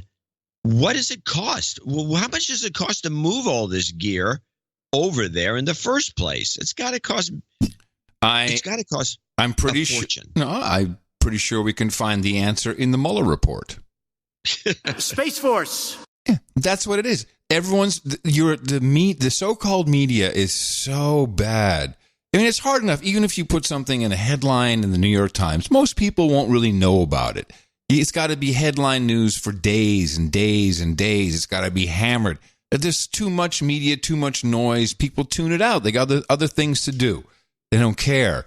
So the machine is very good at the repetition, because that's what works. It's why do you see the same damn Princess Toast commercial for the stupid vitamin C gummy bear for your moronic kids? And I don't have kids, and I keep seeing this ad. Well, I have one, but not who needs the gummy bears. It's because it works and you remember it.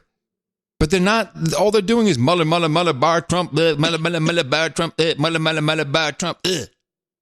Nothing. Mueller. Not informing the American people. And I'm sure it's not much better anywhere else. No, it's not. Let's go. Here's an interesting one. This is a story. Yeah, sorry. This is the story that we should take our break. We can't unless it's related. We should do a break here. Yeah. Oh my God. I'm going to show my support by donating to No Agenda. Imagine all the people who could do that. Oh yeah, that'd be fab. Yeah, on No Agenda in the morning. All right, we do have a few people to thank for show 1137, starting with Arthur Gobbets. Sir Arthur Gobbets. And he actually sent a note in Dutch. I just wanted to say, I'll translate on the fly. Adam, this is my Mother's Day donations for my mom, who's had a hard time recently with my dad, who has a broken hip. His brother or son has ADHD. No, he says it's really tough to have a son who has ADHD who just became a Viscount. Oh, I guess he's talking about himself. He needs health and relationship karma for dad, but especially for mom, Margriet, a Mother's Day call out. So I wanted to make sure he did that. And since he is, of course, Sir Arthur Gobbets, I will hand out a karma as well. You've got karma. I know I'm going off book, but it's Sir Arthur, Sir Hugger of Kitties. While I read the names and donations, mm-hmm. you will be looking for the Mother's Day call-outs, because it was an open style, which means you can donate any amount, and then we'll call out your mom if you so mention it. Yes. In other words, you mention your mom, we'll call her out. Okay. That's the way this worked. It wasn't a big success, but it was something we did. But we do it every year in hopes that it'll work. And yet again, no. It just didn't work. Valentine's Day is worse, which makes me really wonder. Oh, people are fighters, not lovers here, man. David Rosenfeld, $125. Nothing about his mom. He's a good guy, but it's nothing about his mom. Jeffrey Jacques. Yeah, happy Mother's Day to my mom, Jackie, and my wife, Marty, and to all No Agenda followers, mothers, wives, and sisters. Dr. Jeff in Manhattan. 123.45. Hocus Locus, 118.43. His message was, please disregard this message. Fantastic. Stephen Draper in Arlington, Virginia, $111.10. No note at all. Brian in Portland, Oregon. Nope.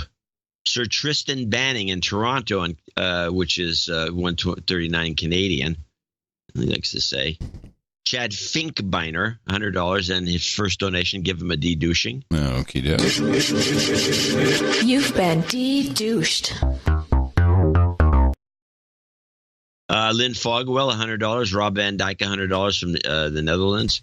Sir Patrick Coble, of course. Earl of Tennessee, $99.99. Happy Mother's Day to my best friend, my wife, and mother of our 2 kids. You are awesome. And we appreciate everything you do for our family. I'm also blessed to have my mom and her mom in our lives. A lot of moms in that group. Probably why he's traveling so much. Sir Crow, the Fiber Knight, 8008. Happy first Mother's Day to my smoking hot wife, Kim. Boob for breast milk. What? 8008. Wait a minute. Asked for human resource and job karma back in November. Got dividends on both. Should have also asked for birthing karma. Okay, turned 30 on May 11th. Yes, Sir Crow, the Fiber Knight. You're on the list for today. Alexander Stolzberger, 8008. Sir D.H. Slammer, 6969. And he's got some requests for some stuff we'll put at the end, hopefully. Matthew Mongan, 69. Sir Dwight the Knight, 6789. Baron Mark Tanner, 6789. It's his specialty, as a matter of fact, 6789. Jonathan Greenlee, 5858. Hold on. Jonathan Greenlee, happy Mother's Day to Mother Milne of the Rock River Valley, your loving son JG, and the kids. Miguel Lopez, 5678. Happy Mother's Day to Mom Mercedes and his smoking hot wife Tanya. Adam Conklin, 5555. David Good, 5512. Sending you some cash to give my lovely maybe wife, my lovely and loving mother, Nelda, a podcast shout out. Don't worry, she'll never hear it. What's a podcast and such? Thanks. Robert Smiley, 5510. For his mom, Betty, even though she's Dementia B, I still love her. Dementia B. Okay. Nicholas Zumas, 5510. No, he says, for Mother's Day, call up my wife Katie as a douchebag for not being subscribed to the newsletter. No, we're not going to do that. We don't douche women for that. Ryan, well, you're getting it, aren't you, Nicholas? No. It's enough. Just make her read it. Ryan, forward it to her. Just make her life miserable. Ryan Brady, 5510. Yeah, happy Mother's Day, Mom. If you still listen. We're doing well with moms, aren't we? Yeah, this is part of the problem. All love, 5510. Yeah, yay, Mom, Sir Daddy Cast of the Love House. Cynthia Burt, 55. Yeah, that's to her mom. I love you, Mom. Cindy, she says. Okay. Wow. Now we got somebody who decided to write War and Peace, which, of course, in my spreadsheet I can't see. Yeah, we should come up with just a suggestion, because I've done this myself. It's Christopher King. The joke is you wrote War and Peace. What would be a hipper version of that? Shouldn't it be like the Kicked Over the Hornet's Nest trilogy, or maybe Tolkien or Lord of the Rings? We need to update when we say that. Well, we don't say it. It's my joke. I say it all the time, and you want me to change it. No, I say it too.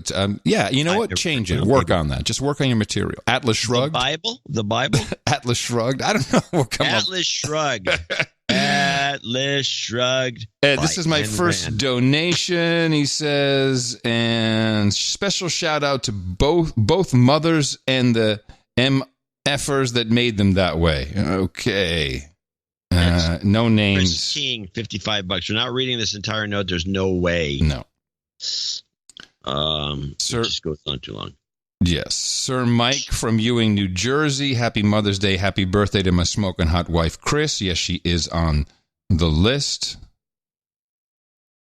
He gave 54.67. Laura Wilson, 53, if I can say it, in Sammamish, Washington. And she says, happy 53rd to Sir Austin of the Snowy Cascades. May 12th is his birthday, same day as our daughter graduates college. Very nice. She says, Robert Roberts, 5150. In honor of his awesome mom, Stephanie Gunter, a cowhand in California and tougher than any man I know, he says. Curiously, and the random number theory continues, we have Austin Wilson. Obviously the relation to Laura Wilson in Sammamish, Washington, 5120. Yes, happy Mother's Day to Dame Laura of the Snowy Cascades from Sir Austin of the Snowy Cascades. It's quite the day as our daughter graduates from... So these two, they are so loving, this family. And they're both like, they're surprising each other, and they both mention their daughter. Beautiful, beautiful family. Stuart Walton, 51. Today, what is the day today? They're graduating from college in the middle of May? Yeah, Elise just graduated. She just came home Friday. Oh, they're just trying to cut the year down, these guys. Love to Mum Jill in Stansted, Montfichet. It's in the UK, from her sons Stuart and Simon. 85, still going strong. Never had a fight. Reads the newspaper without their glasses. And that's Stuart Walton, $51. Brielle Slate in Lake Hopatcong in New Jersey. Happy birthday to Jeremy Ryan Slate of the Create Your Own Life podcast. Love Brielle and Adelaide. Yes, on the list. Got it. 5088 from Brielle. Lee Olivares, 5058 for our mom Diane. Baronet Sir Economic Hitman came in from Houston, Texas, $50.01. The following people will be $50, name and location if I can have the location, and Adam will catch the mom's shout outs. That's what I do. Starting with Robert Kerback in Essexville, Michigan. Kevin Silverman in Severn, Maryland. Robert Dacanay in Fairfax, Virginia. Sam Godwin in Parts Unknown. For my mom, Sue, who gave me courage and was never afraid to hit me in the mouth. Roy Denhaven in Pine Knocker. Very good. Holland. Gitmo Lowlands. Black Knight, it says Lack Knight. Black Knight, Sir Lineman of the Net Raleigh Hawk. Yes. Happy Mother's Day to my wife, Robin, from Black Knight, Sir Lineman of the Net Raleigh Hawk. Indeed. Pronounced Marcello? Is that her name? I guess. Marcello. Oh, no, I'm sorry. That's the next one. Marcello. Yeah, sorry. Yeah, Marcello. Again, Musumeci, I guess. 50. Is there a... No, but it is his first donation. He says, credit Unfilter for bringing me here. Are those guys still on? I thought they were off the air. No, they're no. Okay. They haven't been on for almost a year now.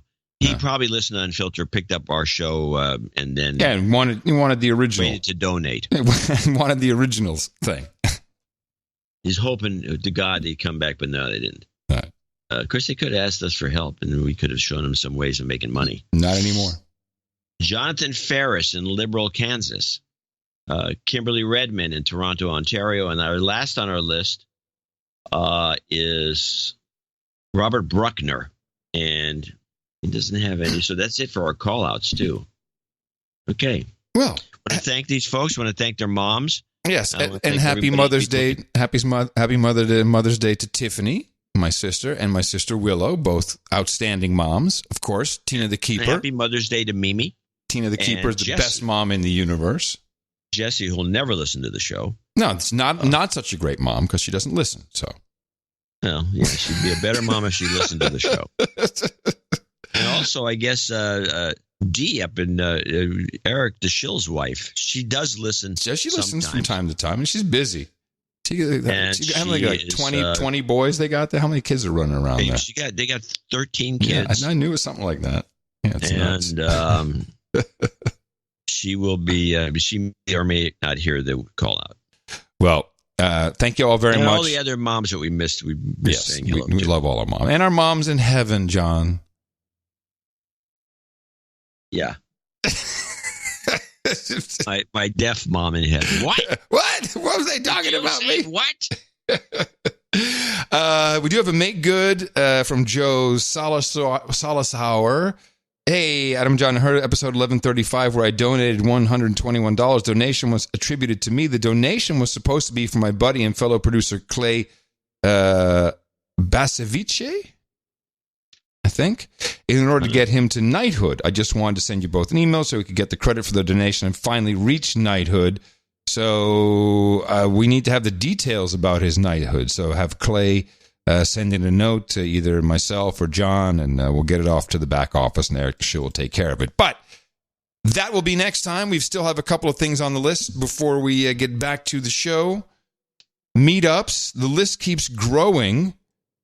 I'll give it to you one more time. You can find these at noagendameetups.com. People are organizing these so you can meet up with other like-minded folk. It's nice, no matter where you are in the world.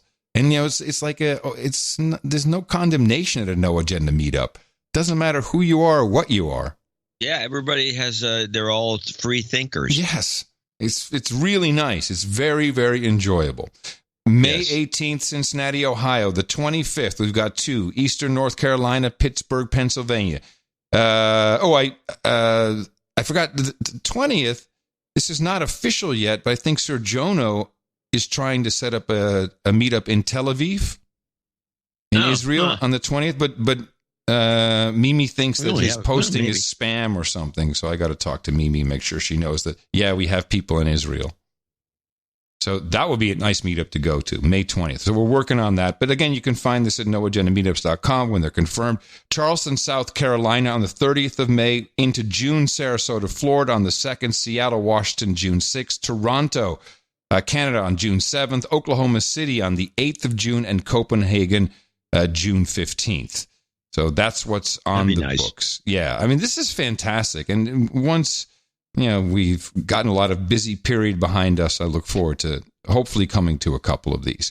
And also thank you to everybody who came in under $50, which we always keep as a cutoff mark for people who definitely want to be anonymous, no mess-ups possible. All of you, and also those of you on rotating, continuing subscription donations, thank you for keeping this program going. It is, after all, your podcast, and coincidentally the best one in the universe. Dvorak.org/NA. Let's just do the obligatory karmas. Jobs, jobs, jobs, and jobs. Let's vote for jobs. You've got karma.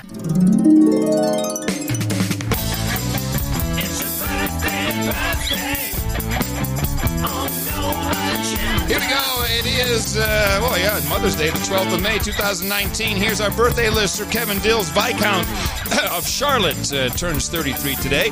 Mr. Mike, Sir Mike, says happy birthday to his smoking hot wife, Chris. She celebrated on the 13th, so a little belated.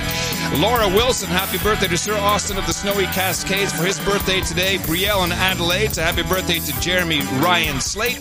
And Sir Crow, the Fiber Knight, we congratulate him belatedly. He turned 30 on May 11th. Happy birthday to all of you from all of us here at the best podcast in the universe. Let's get straight to it with our daming. I'd like to get Mrs. Owens up here.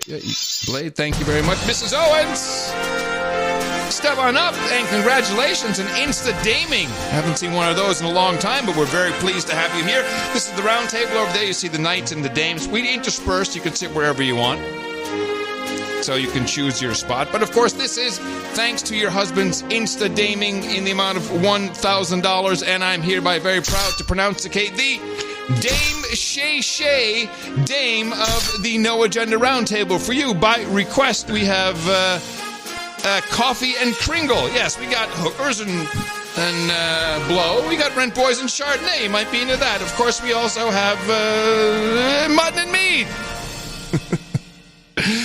Go over to noagendanation.com/rings. Eric the Show will help you out and get that out to you as soon as possible. And please tweet out a picture We love our dames, our knights, all royalty of the No Agenda Roundtable. Thank you. Dvorak.org/NA. All help is welcome and necessary. So I have a note from producer Grant about the mention of the diesel subs, which was we're talking about them. If it was an antiquated thing or why we were laughing about it. What was the point that they made? Yes. What was the point of saying it? Well, this guy here, a couple of people actually sent this in. Yeah, diesel subs are exceedingly quiet compared to nuclear boats. Nuclear vessels need to maintain their coolant pumps even when lying silent.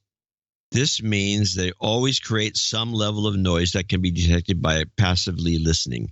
Diesel subs run on batteries, meaning that they can be completely silent while moving at low speed and cannot be detected unless they move quickly, which causes cavitation. This means the sub can move into a shooting position without the enemy detecting them. While running like this, their opponent must use active sonar to ping them. Active sonar gives away the picket ship's exact position and is likely to invoke a torpedo launch at the surface ship doing the pinging. This is why they are very dangerous. Okay. The diesel sub's weakness is that they need to charge their batteries using their loud diesel engines, either while on the surface or just beneath it while using a snorkel. They are very vulnerable while doing this. There you go. A little background there for people who don't know. The more you know. On the No Agenda Show. Alyssa Milano, she's pretty powerful in Hollywood due to her, I think her husband, who was a big CAA agent, I think. She is using an oldie but goodie, the old Lysistrata trick, calling for a sex strike to protest anti-abortion laws. In other words, let me see. I think she has a slogan or a logo. It's a big pink sign with a big X. And where is it? Oh, here it is. Hashtag sex strike. Our reproductive rights are being erased until women have legal control over our own bodies. We just cannot risk pregnancy. Join me by not having sex until we get bodily autonomy back. That's a bumper sticker. Huh. This is horrible. The real action right now is in the South. Georgia, of course, passed some laws. Yes, the heartbeat bill. Which is dubious. It's questionable. It's completely dubious. It's completely. I think it's very lame. So a lot of Hollywood movies are made in Georgia. They have over 1 million square feet of soundstage in Georgia. Yes. Perfect. It's huge. They have a lot of sound stages, and they got a lot of action. They got, and the workers are cheaper. Yeah. So they like to make movies there. But now I think Spielberg and some other guys that are kind of signed up to do movies there said, well, they're going to take their profits from these movies and give them to some rights organizations. They're not actually pulling out completely, as some others claim. But the super action is in Alabama, where they're just going to make abortion's illegal, and it's supposed to be the lead into the eventual, supposedly, I don't know what's really going on there, but I have a clip.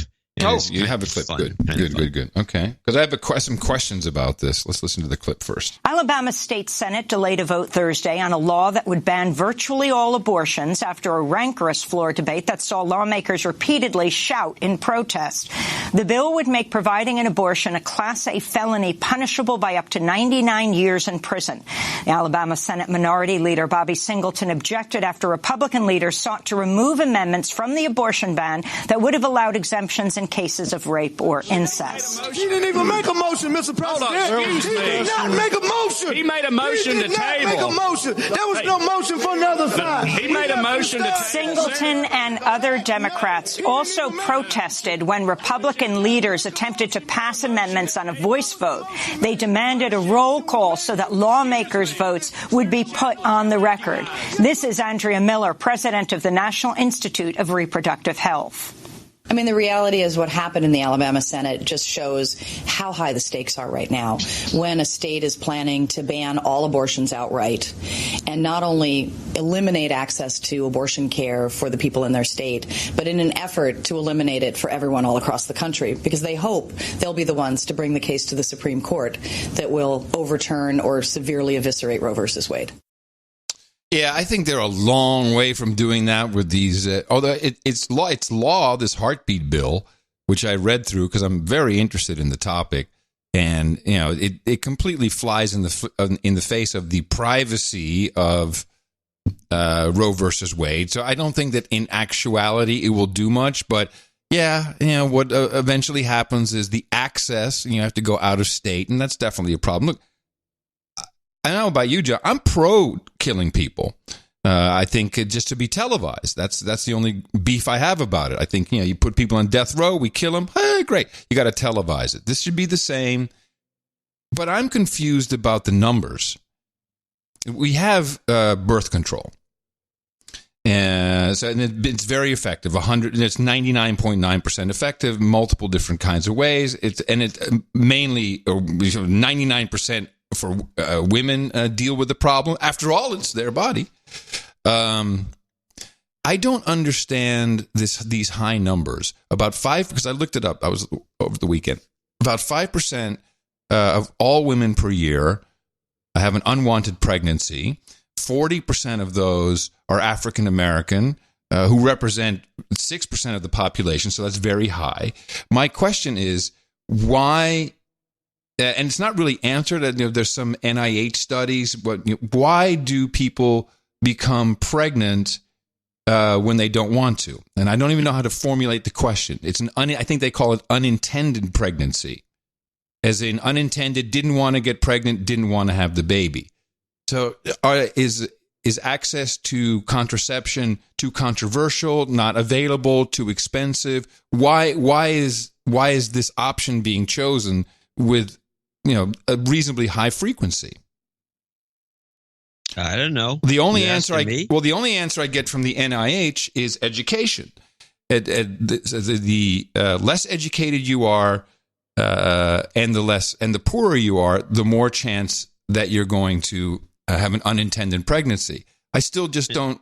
I mean, so that means that again, education just needs to be better, or are there other reasons? I'm just looking for it's high. I find this number high, and we have so many different ways to stop unwanted pregnancy up front. No one has this talk. It's all about the baby killing part and the choice or life or whatever. But what is the root cause? Now, you don't know either, I guess.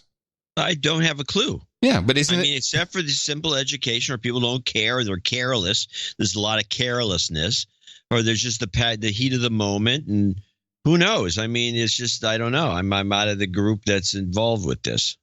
I mean, the only thing that I can think about after, and I put it's in the show notes. I put some study into it of unintended pregnancies, and it's surveyed a lot, but the answers, all they say is, well, here are the groups who have it more often. But is it possible that we're so shattered? Certainly, the African Americans, who historically, really ever since the welfare state came into being, the real welfare, are fatherless families.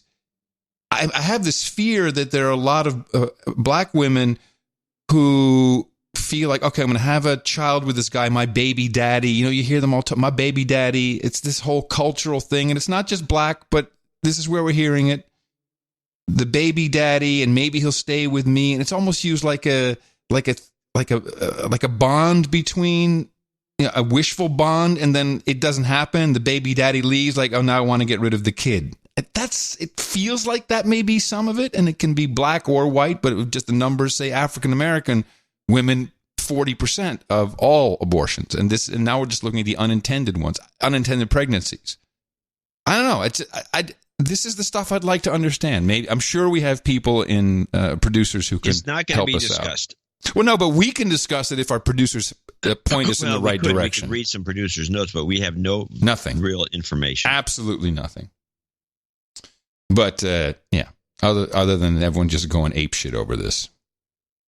Is there nothing about it in the Mueller report? No, I didn't see anything about it in the Mueller report.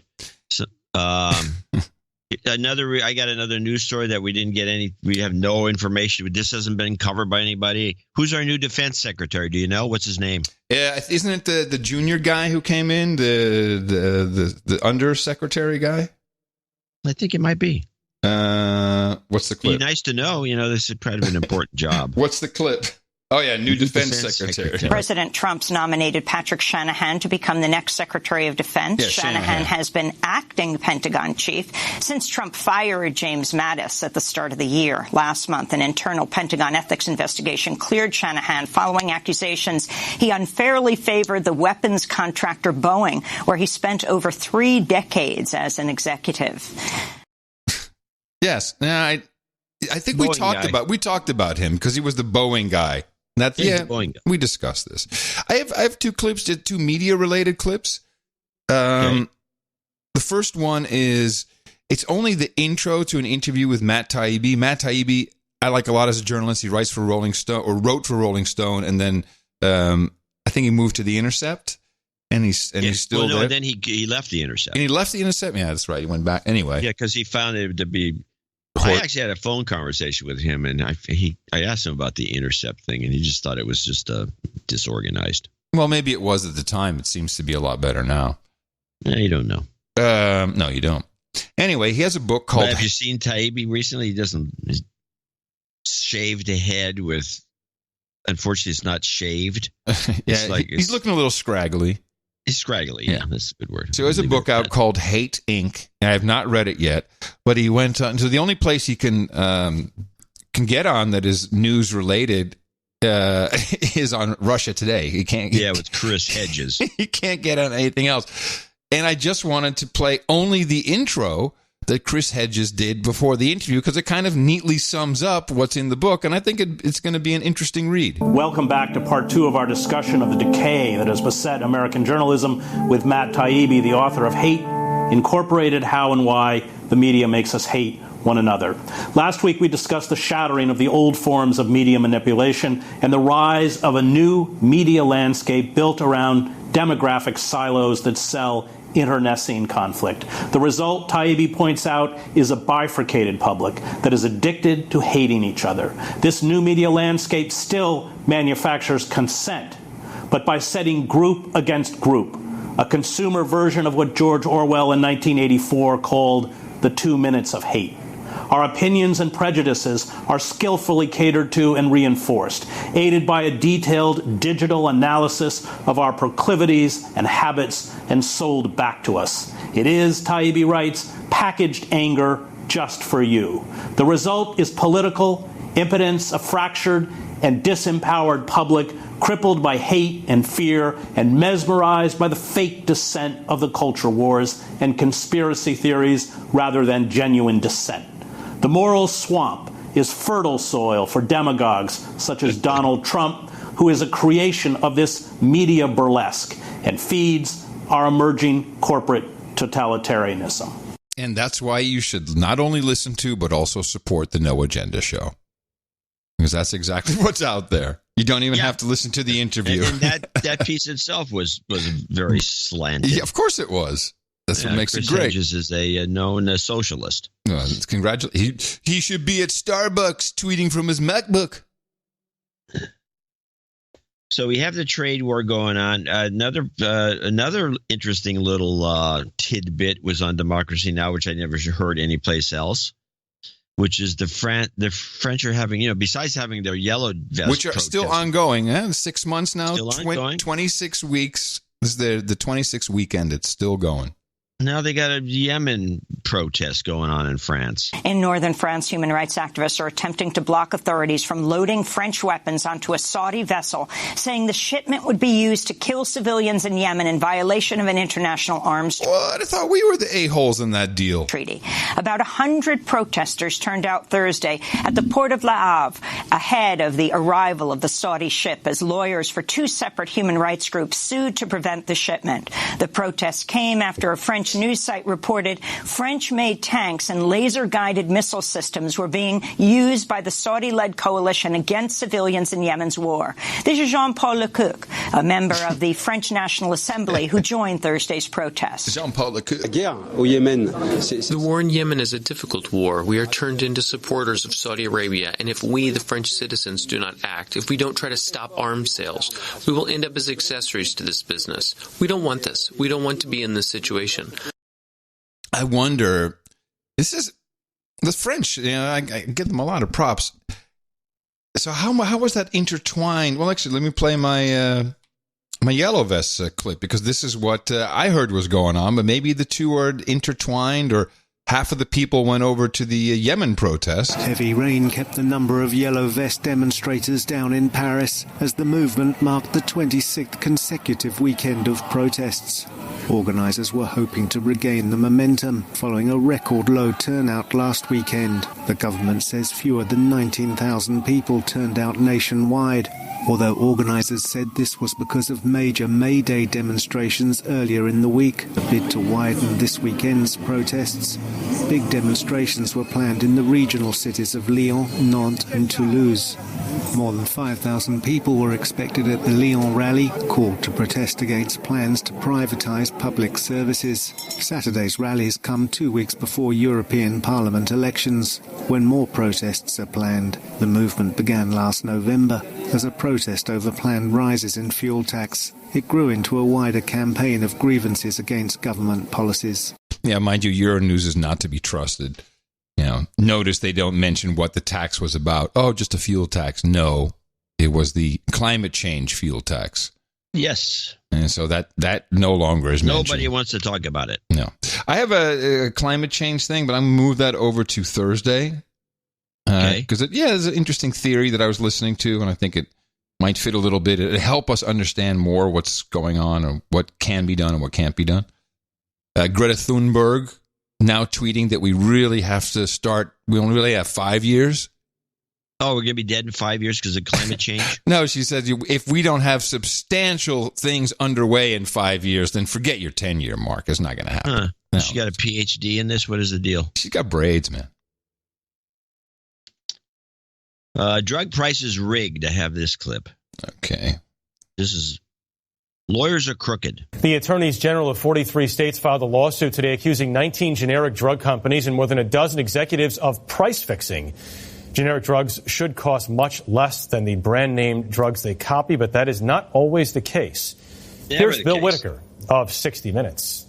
It's an industry-wide conspiracy, and I think it answers one of the biggest questions all of us are asking, which is, why are prescription drugs so expensive? And I think we know why now, because the prices of generic drugs are fixed and there's a widespread conspiracy to rig the market. Connecticut Attorney General William Tong says his office found evidence of price fixing by dozens of generic drug industry sales directors, marketers, CEOs, dating back to 2006. How many drugs are we talking about? Hundreds of drugs. What kinds of drugs? Every kind of drug that touches our everyday lives. I'll give you an example. Bill, this is my bottle of doxycycline. It is a common antibiotic that I take every day for a skin condition. And there's a conspiracy around doxycycline. And so, sitting here today as the Attorney General of the state of Connecticut, I'm one of the victims. And doxycycline makes kids nuts, doesn't it? No, it's just tetracycline. Newer version. It's just antibiotics. Okay. All right. Now, make kids nuts. Give us something happy to leave the show on. Happy? Well, Chelsea Manning's out. I think the Manning update. Nobody talks about her being out of jail. Wait a minute. I saw her on. I think she was on CNN this morning. Was she? Yeah, it was an exclusive interview. It wasn't that exclusive, but okay. In Northern Virginia, famed U.S. Army whistleblower Chelsea Manning was released from a federal prison Thursday after spending 62 days behind bars for refusing to testify to a grand jury. Manning had been subpoenaed to answer questions about her leak of hundreds of thousands of secret State Department and Pentagon documents to WikiLeaks, including evidence of U.S. war crimes. The grand grand jury ultimately disbanded. Manning's freedom could be short-lived. Her lawyers said in a statement she will again refuse to testify in response to a separate subpoena. Yeah, I'll get the CNN interview for Thursday if there's anything in there. Maybe she'll show up on a couple other shows. Yeah. All right, everybody. We tried to break it down for you. The deconstruction should be complete, at least for what we could bring you today. And we return on Thursday, where it's just plain old episode 1138. I don't think we have a Mother's Day or any other specialties. Although it will be the last one before I get hitched. So we will need to talk about what we're going to do for that show day. But that will happen on Thursday. Remember us at Dvorak.org/NA. End of show. Credits go to Tom Starkweather and Jesse Coy Nelson. Two great mixes. And I'm coming to you from the frontier in Austin, Texas. Capital of the Drone Star State, FEMA Region number 6 on all your governmental maps in the morning, everybody. I'm Adam Curry. And from northern Silicon Valley, I'm John C. Dvorak. We return on Thursday right here with no agenda. Remember to support us at Dvorak.org/NA. Until then, adios, mofos, and such.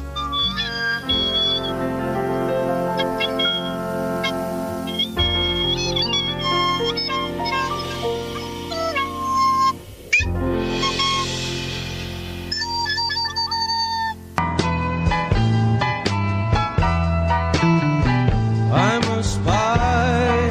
Spy slut. Shaken, not stirred. Have you ever heard this one? It was a spy slut that got him involved with being an economic hitman. Spy slut. Well, her name is Azra Turk, which of course is her nom de guerre. She was Mata Hari, the dancer, the spy, one of the great names of World War I espionage. Spy slut. Now, we've heard of honeypots, but spy slut, this is a good one, and that's in the business. Like better. Spy slut. Vodka martini, shaken, not stirred. Hey, we got that spy slut from Turkey on deck yet. Hey. I'm a spy. Only in the panic. Come on, man. No. Nothing wrong with that. Africa is not an asshole country. They're not bad folks, folks. China, if you're listening. Because the stunt in the circus continues over here. Why they do that? That the committee will find no collusion because that will be consistent. That is not conspiracy because it's done right out in the open. No, I think this is going to have a happy ending.